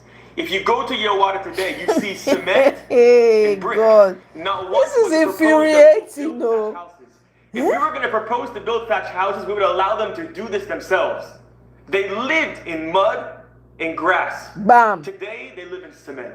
If we want to settle people, we'll tell them this is the way we want to settle. That's why I'm the telling you. also have a resettlement plan. But we cannot Just return a people face, the same way they were. You say that you can't return people the same way that they were. I ask you, which people have you returned to their land in Benue? Bam. Which ones? Which families? Which homes have you built? Which people have you allowed to go back to their ancestral lands? Which ones? The only reason that I'm even working in Benue and in Nigeria as a whole is because the government is not doing it. You have millions of people around Nigeria who have had their villages burned, their farms have been stolen, they've been forcibly removed from their land, and you guys are allowing this, and you're not helping them. No village has the government built. And so we have to come to be able to do this because as a Christian, we cannot stand by in silence as people are massacred, as Christians are slaughtered, as Muslims are burned. We stand for truth, we stand for justice, we stand for what is right. And it is our duty to do this. And we come because you are not doing it. God. Our call Politicians. is to stop the killing. Allow people to go home, protect their families. Allow them to go and live in peace, to farm, to practice Christianity. If they want to practice Islam, let them practice Islam. But let them do it without the fear that in the night their children are going to be burned alive. And use the money that has been donated. Use government funds to be able to help the people that are suffering in your own country. The Tiv, the Hausa, the Irigwe, the people whose blood is being poured out, the people who are afflicted. When will you help? When will you do the right thing? Omo, this is infuriating. No, I'm not gonna lie. It's so what an embarrassment, what a disgrace. If 1,000 people fit carry cane now flog this fat man, this buffoon, so that he go lose all that weight when he carry for neck. See as he be like elephant. Look at his face scrunched up like a iron sponge. What they see for Nigeria. I never see this kind of thing before. What kind of evil leaders are these? Where did these people come from? Your own people, that they beg you to come take care of your own. I said, maybe not. I never hear this kind of thing before. 7 governor of Edo State Akpakomis among the Okpebolo. These 7 governor. So this is how we plan to deliver the 2.5 million votes we promised Tinubu for Edo State in 2027. Now the pattern we want take to deliver the votes to Rambidis, Ori Buruku Lenshe, Oshilenche, shame on you, the gods reject you, the people reject you. Master strategy president Bola Ahmed Tinubu, why the sudden breakup with IG of police Kayode Egbetokun? We think say na marriage made in heaven. As when I use backdoor to pass a law to extend the tenure of the IG of police, we think say it will last forever. Why the sudden change in decision? Waiting be the calculation ahead of 2027. Master strategy, the will of the people will prevail in 2027. Nigeria is in trouble. Nigerians, shine your eyes. We dey gradually waka into one of the most dangerous phases of our lives as a people. And everybody we mean well for ourselves and this country, we must wake up and make it a fight for our lives, because we must be equal to the task. In Nigeria today, while APC they spend money to pay influencers, pay young people to come online, they run their mouth like fairly used grinding machine, a bit second-hand blender. They talk of how this one cannot win free and fair election. Peter Obi cannot win free and fair election. The people where they sponsor we're supposed to fit win free and fair election, they are setting up a violent and criminal machine, all in the attempt and decision to ensure say by 2027 many Nigerians they are afraid for their lives. Many people go sit down for house, they feel we go come out to come vote, they can buy vote, rig election, change result and allow INEC to announce whoever they want to announce. Because in Nigeria today, if you want to sustain a mandate where you take by snatching it, running with it and taking it, imagine the kind of violence where you go need to sustain that mandate and to even hold on to power for a second term. But to read Buruku Lenshe fail and Nigeria will prevail. Few days ago, the D7 governor of Edo State, Akpakomisa, stand on national television, made a reckless and irresponsible statement without any evidence, and everybody keep quiet. D7 governor talks said from the information reaching am say na ADC, the opposition party, na the sponsor cultism for Edo State. Cultism where even precedes the D7 administration. In fact, according to reports, since November 2024, when D7 come into power, they don't arrest about 300 suspects, they don't pass a Edo State anti-cultism law, they don't close down some shrines, and also arrest the operators, all in an attempt to fight the cultism. Now when you fail to secure the life of the people, now when they say you have failed woefully as a government, you have decided to push the blame and begin to incite the public against opposition political figures. Few hours after making that reckless and irresponsible statement, Peter Obi, according to report, the day at those states, they go there as they waka their political waka. Few minutes after leaving the ADC headquarters in Benin City, attacked by criminals and thugs wey carry guns, they shoot sporadically, shooting, damaging cars. The ones where they say they don't hit for head, they injure for neck, they dey hospital. This attack on the opposition must not be allowed to stand. This must be a rallying call by every person who mean well for this country. Opposition figures and everybody. Nigeria must not be allowed to reach a phase where if opposition gather to hold meeting, they go here say talk sponsored by ruling party go come disperse them. It cannot be the normal thing. Because ahead of 2027, this one are just litmus tests. What we are seeing so is the level, is the testing the microphone for the kind of violence where they want to unleash on Nigerians ahead of the 2027 elections. It must not be allowed to stand. It must be totally condemned, and there must be a counter strategy to protect the people. Opposition leaders and all well-meaning Nigerians must take note. This attack on Obi convoy and the people who go at those days must be the testing ground for everybody to wake up. As if that is not enough, the same today, Master Strategy President Bola Tinubu don't come out IG of police Kayode Egbetokun. Remember when they passed law for National Assembly to use backdoor to extend the tenure of the IG of police? All the time when them show already talk, at the end of the day, today when I don't come out, and why when I come out and today, why the sudden breakup? What is the calculation ahead of 2027? And then you replace with another Southwesterner, Tunji Disu, Ori Buruku Lenshe, Nigerian government. APC federal affliction, Oshilenche, Ori Buruku Lenshe. 2027 Nigerians, you must make up and mobilize. Everything where they do, they know that free and fair election they can never win. They want to use terror, they want to use criminality, they want to use violence to make sure everybody becomes a coward and runs into our hiding so that they can manipulate the system to hold on to power. We must reject and resist this brazen attempt to convert Nigeria into a theater of war and blood. If you know say when I dey popular, now when I get renewed hopelessness, renewed everything, now when I say when I don't do coastal highway, why are you afraid of free and fair election? If you You have truly achieved so much. You as master strategist, now when I don't be governor of Lagos State for more than 25 years and counting, every governor will come now when I pick him. Yet for you to win election in that same state where you don't hold for your hand for more than 20 years, you still need violence, you still need thuggery, you still need criminality, then you have a problem. You have a problem, and Obi is not your problem. If you are truly popular, why are you afraid? Why are you running? Nigeria make una shine on eye na express night with this. So this attack on the opposition is a calculated and deliberate attempt to instill fear and panic in Nigerians. It must be resisted in its entirety. Opposition no fit the whole meeting made the talk say talks come they scatter them because they are in the minority. As it is today, there must be a counter strategy. APC federal affliction Ori Buruku Lenshe. Nigerians, this Ori Buruku must not be allowed to continue. My name is Peter for Nigeria. Hey, all right. Wanna listen to this? So how credible are the claims of Christian genocide in Nigeria?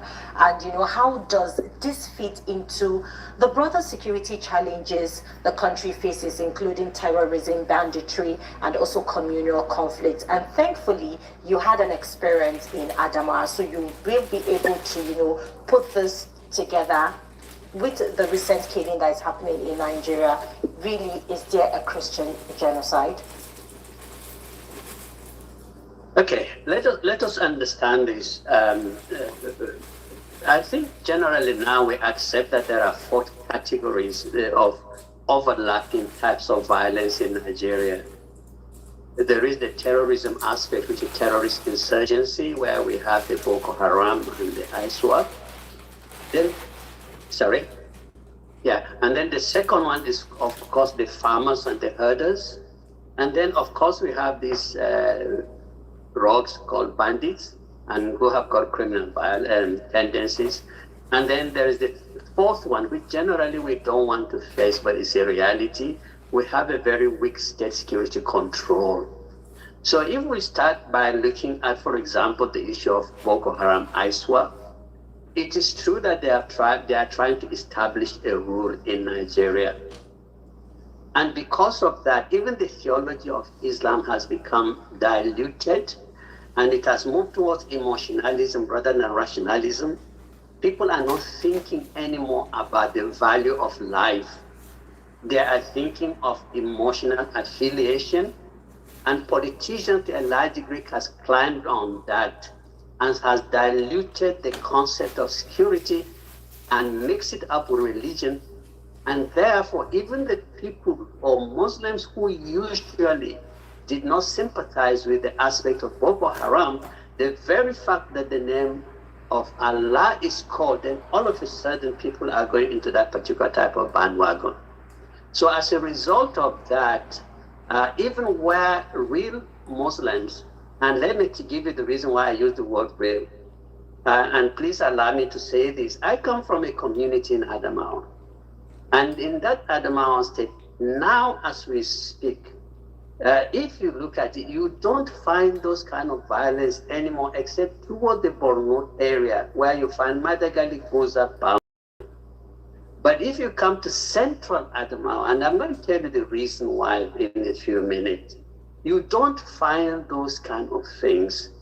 Because what has then happened is the politics of Adamawa has now become categorized into what is real and what is not. Those who will not take religion and mix it with politics, but they will rather allow leadership to move things forward. So for instance, when was the last time you heard that there is a Fulani, herdsmen and farmers killing each other in Adamawa Central?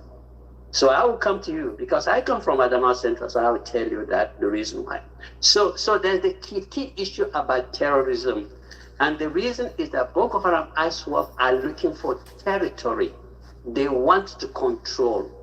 When they came to Mubi in 2014, they established what they call a caliphate there.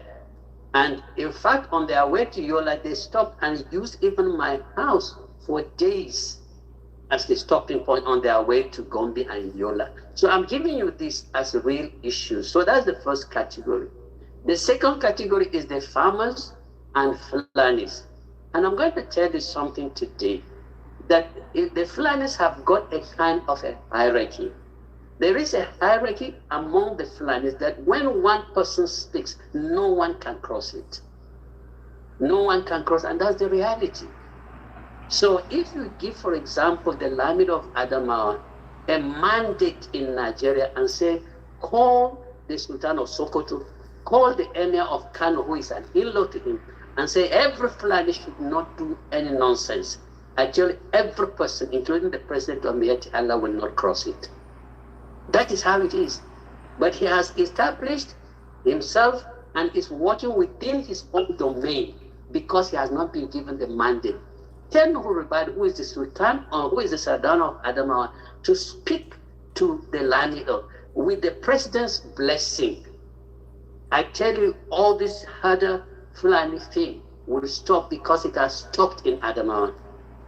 Anywhere in Nigeria, if you hear Fulani herdsmen, farmers fighting, if they hear the word of the president worldwide, they will listen and they will obey. It's a matter of mandate. So that is the other thing we need to bear in mind. The other one is about banditry and criminal things. Those ones to do with kidnapping and village things are things we got to face really. Okay, again, let us look at the way Nigeria is developing. You go to urban areas, you see the beauty of every city.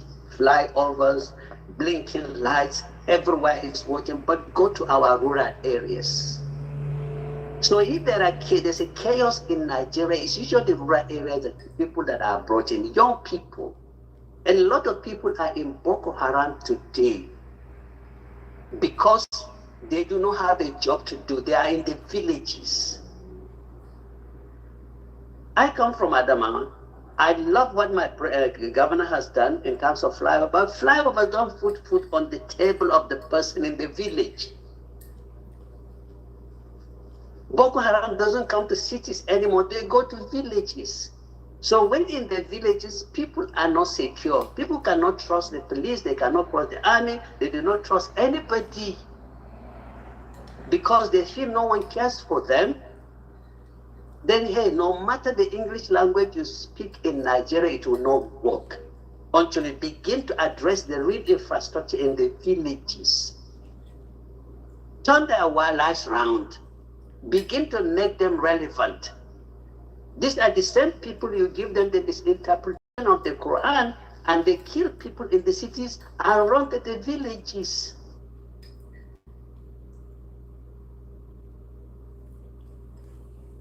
Whose fault is it? Whose fault?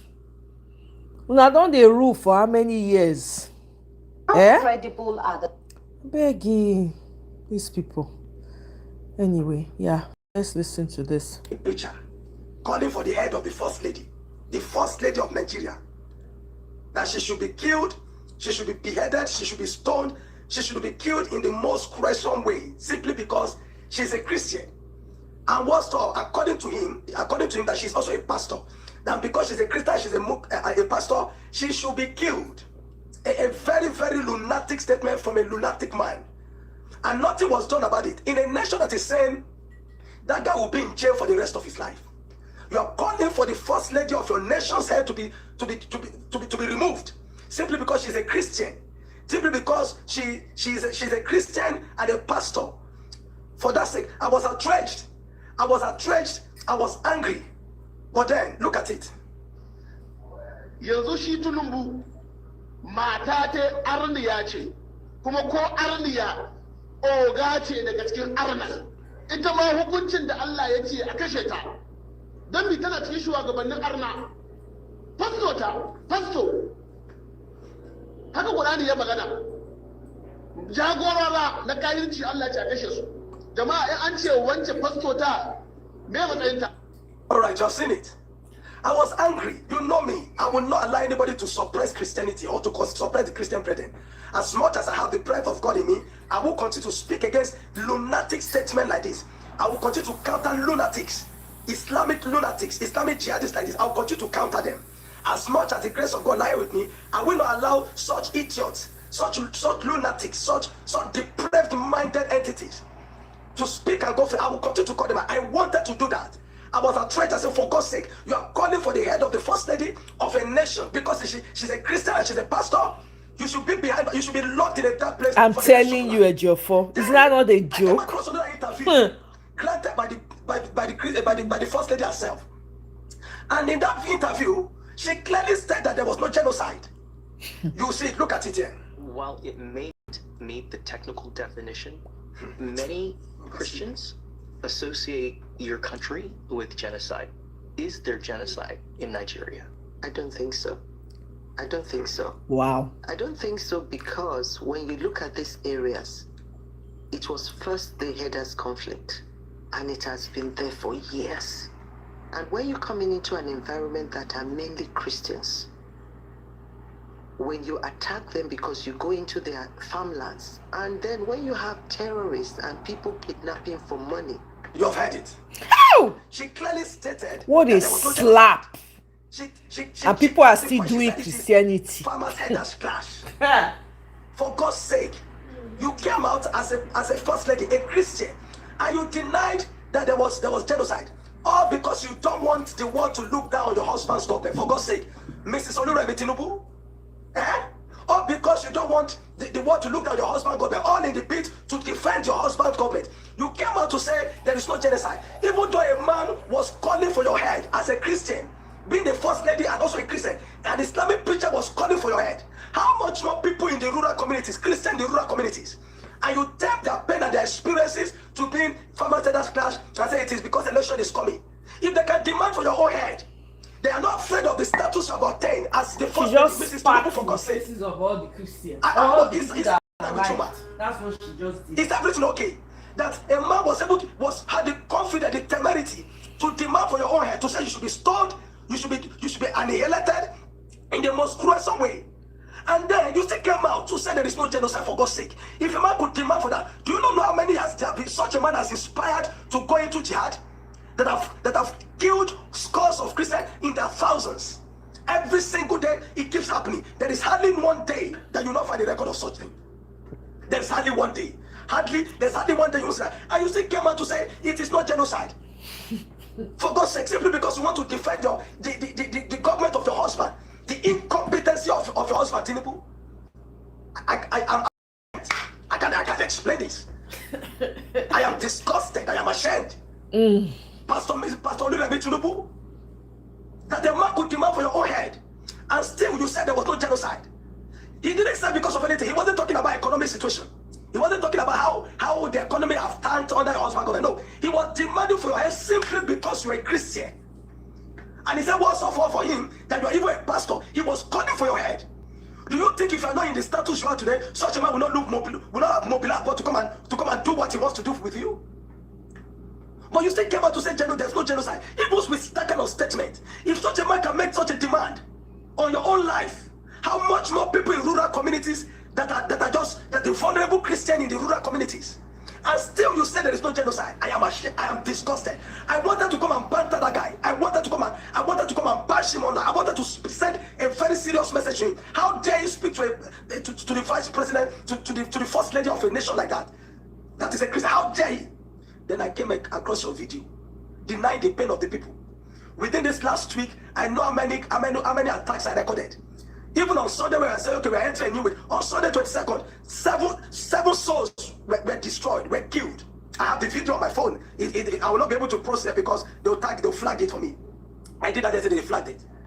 And you still said there's no genocide. Nítorí Ọlọ́run, Madam Tinubu, because you want to defend the incompetency of your husband. How could you be like this, for God's sake? That a man called for your head and you said defended that there is no genocide.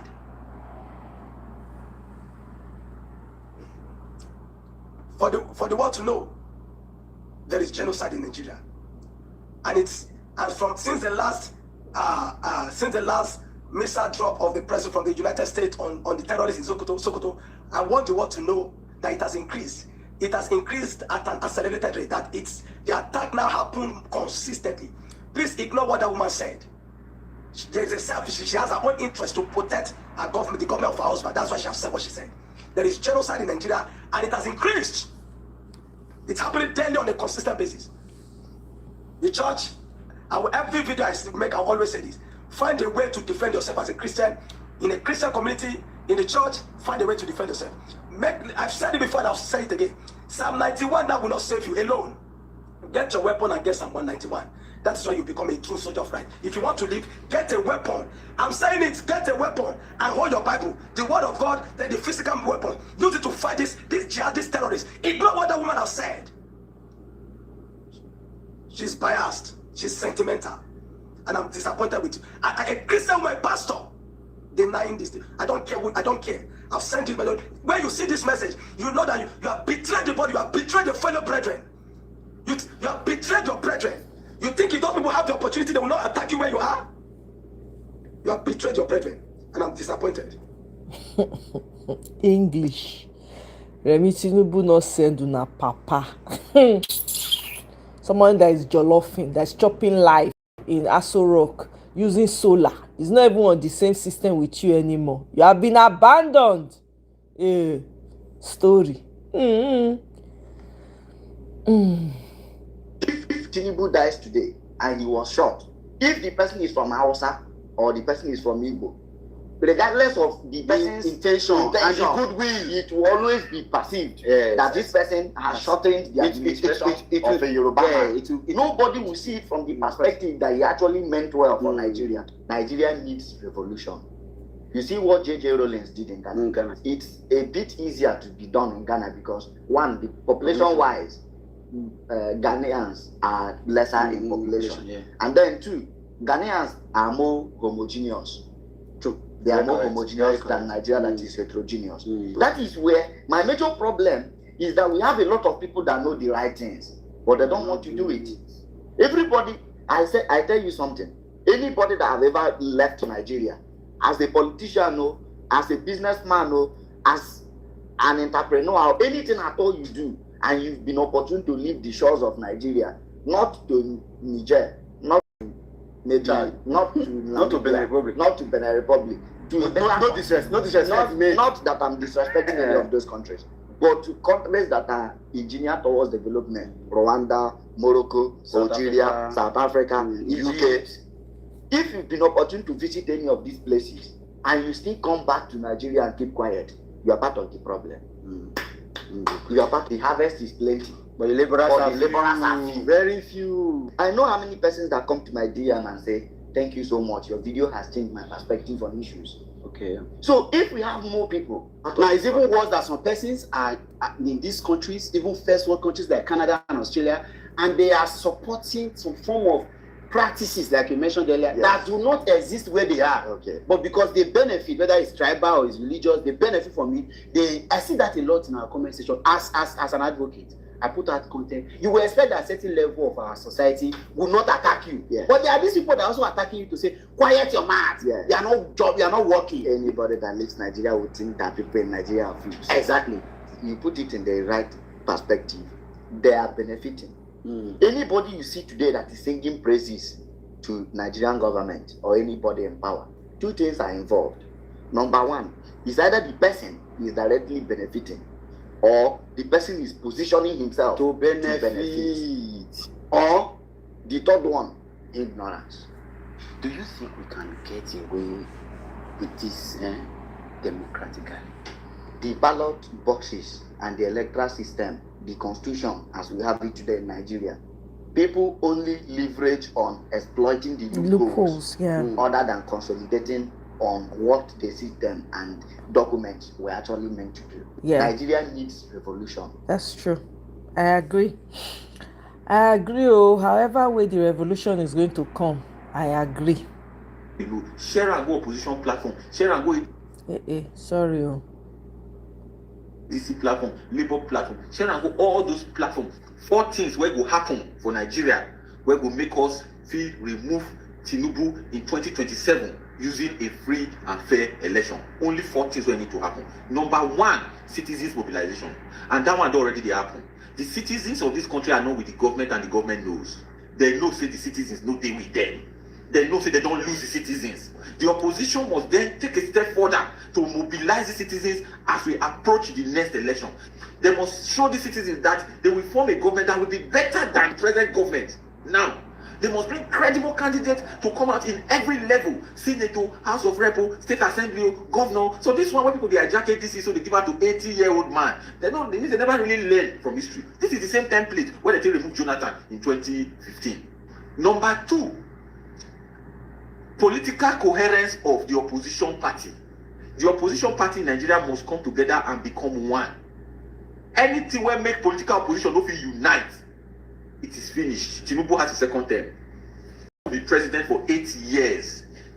Anything will make opposition not unite. Tinubu will be president for 8 years. Opposition united in 2015. That's why they removed Jonathan. Opposition must unite in 2027 to remove Tinubu. Tinubu can become a one-term president. There's nothing wrong with being a one-term president. You enter office, no, you say you must do 2 terms. No.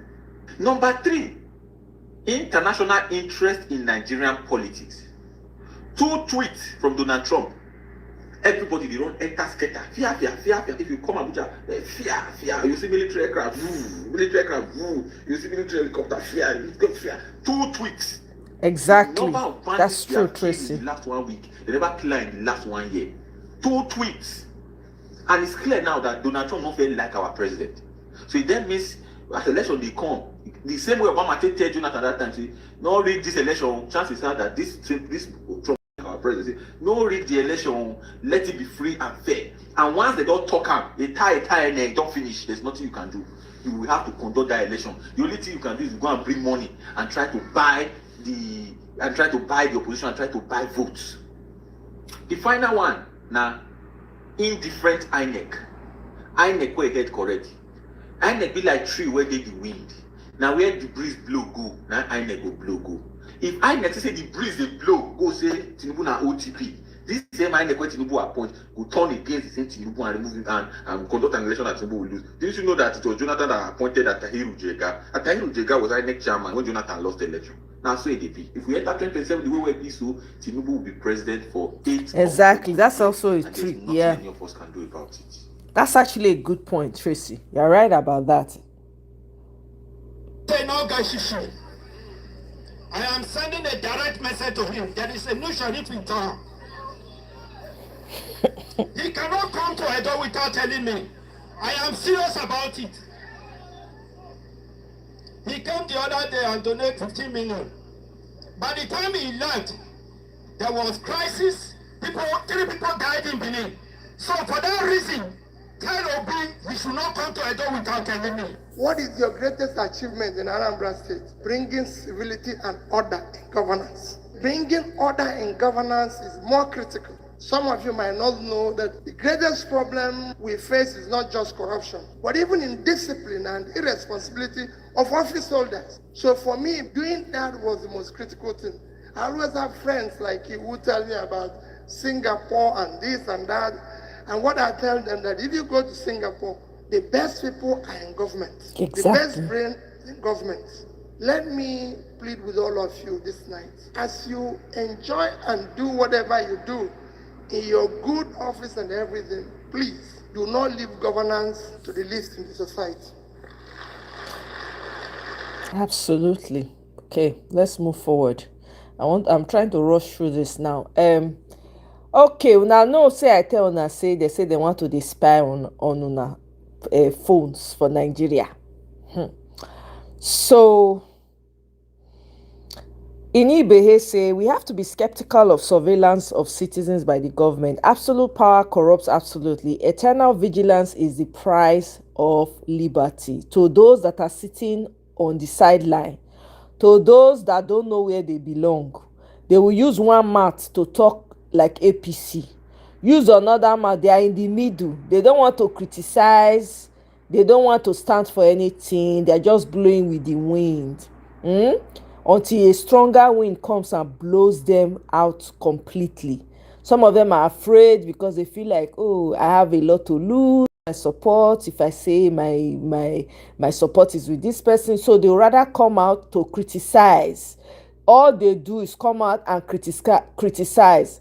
And let me just add, if you see any of these Nigerians that are educated, speak English, all they know how to do is speak English, run. No, they are suspects. Be very, very careful about them. Now they be the worst of all. Now they are part of the people that wrecked Nigeria, that are claiming elite in Nigeria. Some of them come from homes that the way they got their wealth, if you sit down here, your ears go fall off. So some of them are protecting that same dubious wealth that their family members have.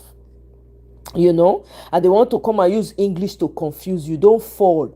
They will use English to insult you. They will be throwing jabs. They will think you are mumu. You know, in Nigeria, this elitist mindset, I don't even want to call it elitist. It's a dumb mindset, but they will call it elitist. There's nothing elitist in Nigeria. So let me just first of all put that out there.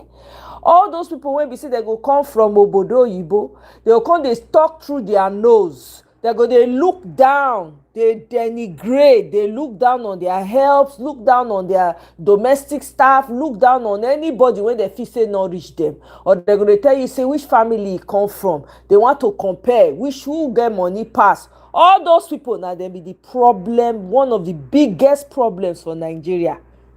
They are slave traders. It did their blood. So when they go back to Nigeria, they want to hold on to that slave mindset, slave trader mindset. They want to hire many people and feel like they are helping you. They are not helping you. And they are very disrespectful to the indigents. When they come back home, they want to brag. Oh, I just come back. Oh, they own one office or their papa get one office. They are heading the office. They will look down on everybody. I'm sure you know them. Some of them are now heads of companies and banks or whatever. They raise nose. They talk down on people. They treat people badly. When you see those kind of people, recognize them and run if you can. If they come at you trying to denigrate you, denigrate them back. They're not rich. They are not more Nigerian than you are. They are thieves and friends of thieves. Anyway, let me play this video. Right now. Okay. Let's talk about the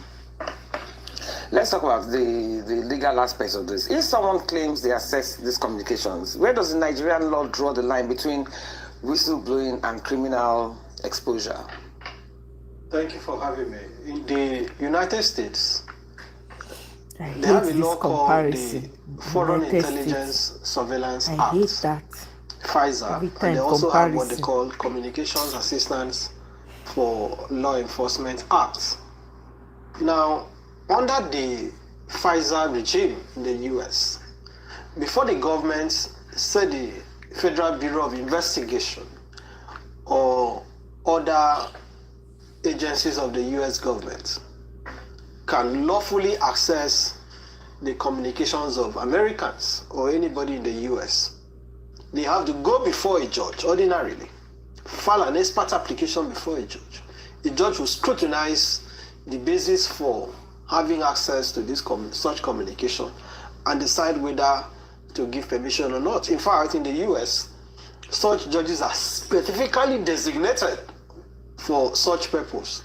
I'm saying that based on the comment of my colleague who has said that the government ordinarily can access the communication of citizens. No. Legally. Oh, they can't. No.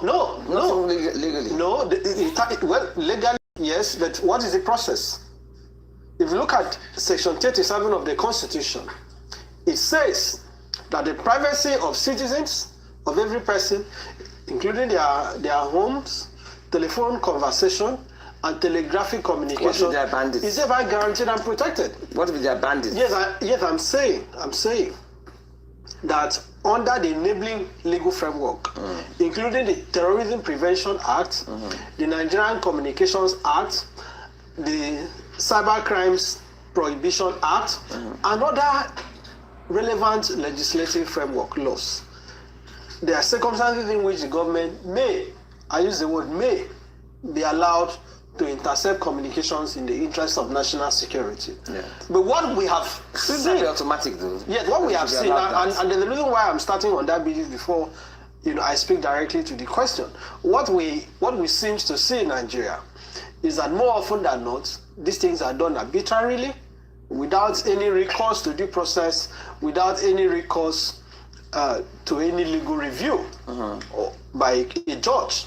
Now, when you have that kind of climate where this kind of power of the government can even be deployed to target opposition figures, to target activists, you begin to wonder the legitimacy of such actions. Exactly. So I agree with him that the comment of Nasser El-Rufai, former governor of Kaduna State, is unfortunate.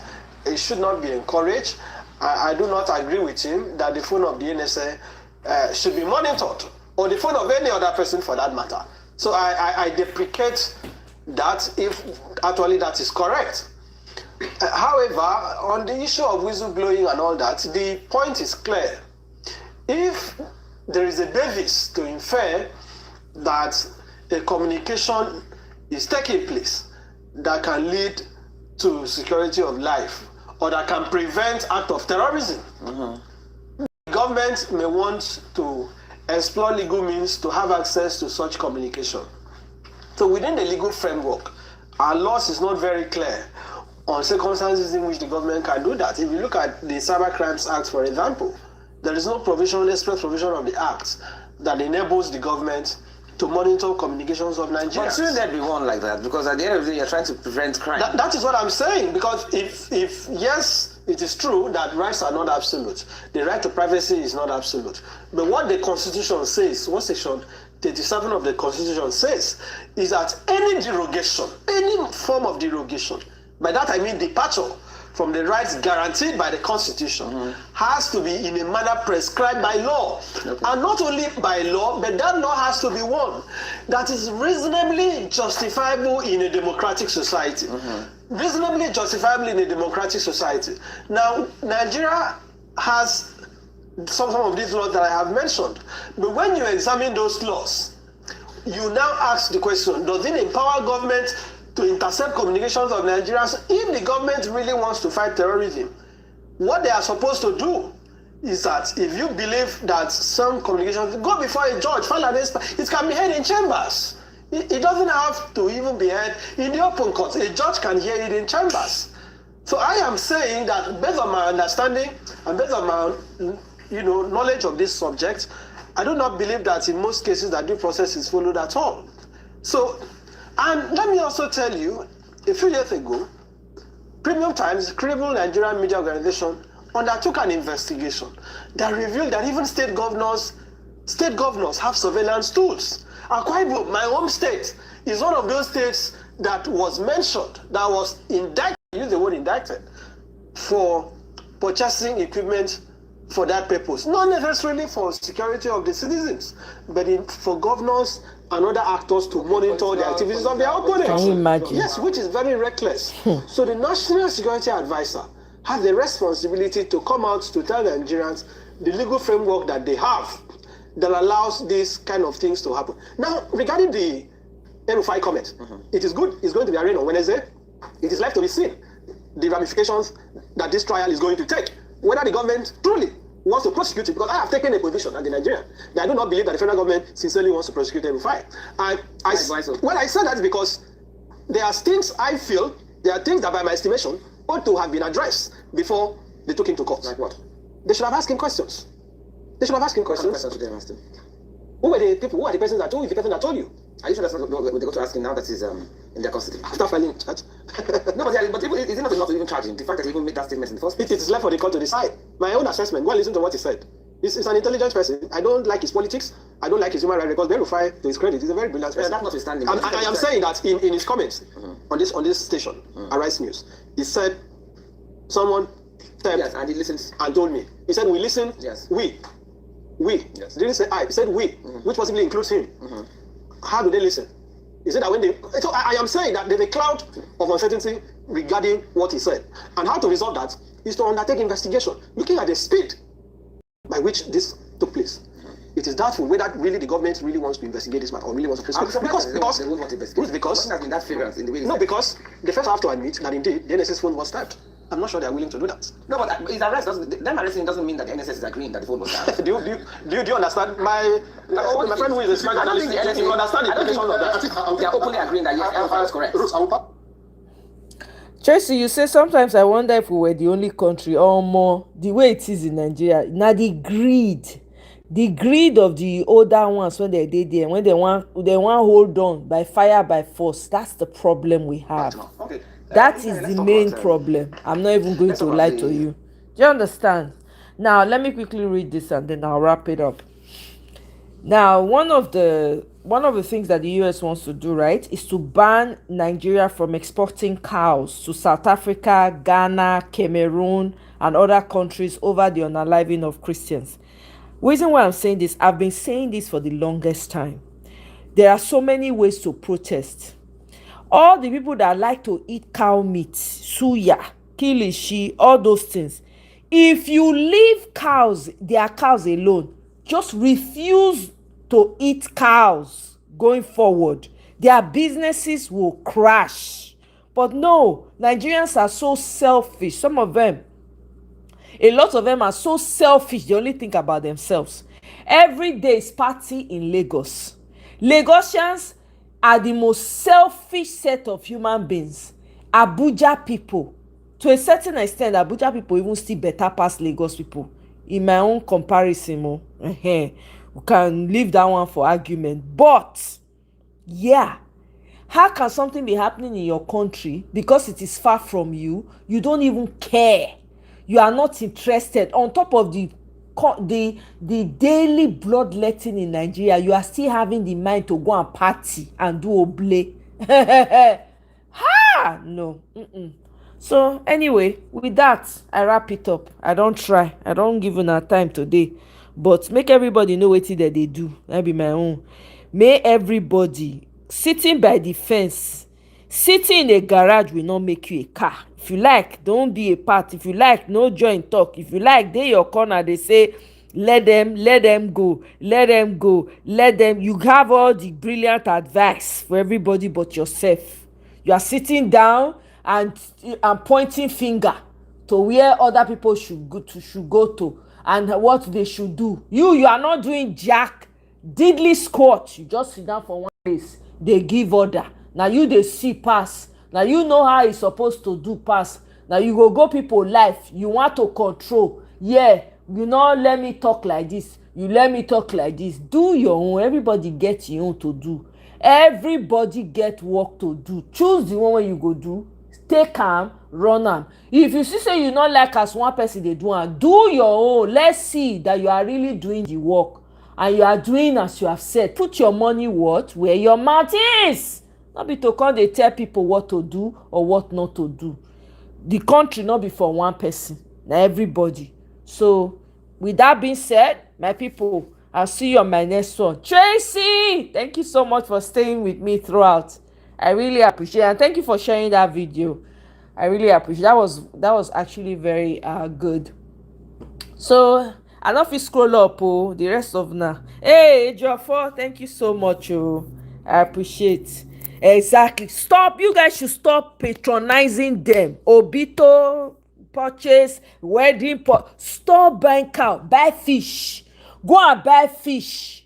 Go and buy bush meat. Use it to do your celebration. If you not eat cow, in fact, you're not even supposed to eat cow every day. Not be waiting to you supposed to use every celebration. Go today, buy am. We even get our own version of cow for the south. Why not stick to the ones you have? Be content with what you have. Let your own only be interested in your own. Now all this oloju kokoro, now they make una go they put una self for trouble. They come carry cow enter on our land, they do wetin they like. See everywhere, pie left, right, and center. Make una starve them. Those cows not supposed. When they not see anybody buy cow, they go chop am by themselves now. Now so, or they start to they marry their cows. It's simple. Anyway, my people, now here I go leave am. Thank you very much for joining me, guys. I'll see you on my next one. Bye. Now to show off, Abi. That ain't be the problem. The show off now don't come. Now it don't turn to pie. Show off in pie. That's what's going on. It's madness, man. Some Nigerians are the most selfish. Everything when they happen, they reveal the of us, they reveal the worst of everything that is wrong with that country. The selfishness of the elite, so-called, we not get elite. I don't know why they call the elite. They are poor. They're even worse than the poorest person in Nigeria. But okay, for the lack of other words that I could use, elite. I live on for a Nigerian version of elite. None of them have the sense with everything that's going on to say, okay, you know what, let's build factories. Not only even Dangote. Me, I'm not a fan of Dangote, because as far as I'm concerned, it's a government sugar baby. Not only Dangote, they even think in that direction. And all those in trucks when they pipe people up and down. So I don't really rate the guy. But guess what? He's doing something that people can point to and say Dangote is the only one doing something. Only he built refinery. You can say, oh, well, they made it easy for him to buy. But he's the one that is doing it. What happened to the rest of your so-called elites? You have a lot of them. What happened to them? They will always choose what will benefit them. That's how gluttonous your elites are. You people don't have elite. The elites in countries that are working, if we tell you now wetin that they do you know how much Elon Musk lost just because he supports Trump? You don't want to know. All the people that support Trump, you know how much they lose? They not care. Your elite don't know wetin be to sacrifice. They not give a damn about you. In fact, they fit even drive their car, drive on top of your head. They not care about you. Very gluttonous, greedy, pack of people now they be. If you hear anybody when say rich for Nigeria, when they come out, they say, oh, I'm rich. I come from a rich family. Be careful. Maybe that money when they make, not be pure way. People when get money, they talk them. They don't even like to say it because they know how hard they work for it. So it's not something to talk about. Right? When people come out, they brag. Oh, there's nothing I cannot do with money. Money is water. You know, I can be here, I can travel here, I've been all over the world, I've traveled the world around, and I've been around the world, and when they brag like that, more check them. Some of them, empty brain. Wetin they say they waka, na emotional blackmail, now they say they waka. They go want bamboozle you with all the English when they don't learn, friend. More run, be suspect. So this whole thing when they happen for Nigeria, they expose the worst of us in that country. It's good. It needs to come out. The poison needs to come out. Everything needs to scatter before we feel arrange. For me, I believe I'm going to see a new Nigeria. I don't know about you, but me, I will see it. You see, this is my lifetime. We will usher in the new Nigeria. Whether they like them or not. How it go to happen, I don't know. But mark today. That new Nigeria will go see him. Anyway. Yes, na government sugar baby na. Shoo. Na today. I beg you. Tracy, thank you very much, my sister. I beg. Thank you. I appreciate. Ejiofor, thank you. I'll go see you on my next one. Bye.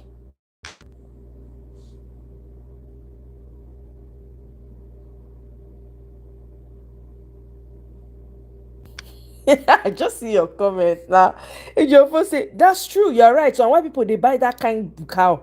Imagine why people they buy that kind of cow. When we know say that they do those kind of things. There have been videos, there have been articles written about what they do. And when they want to sell the cow to you when not be Muslim, when be kafir, they get what they do to the cow. Why you go want to put that kind of thing for your belly, for your body? You they buy food, you they buy cow for people when hate you.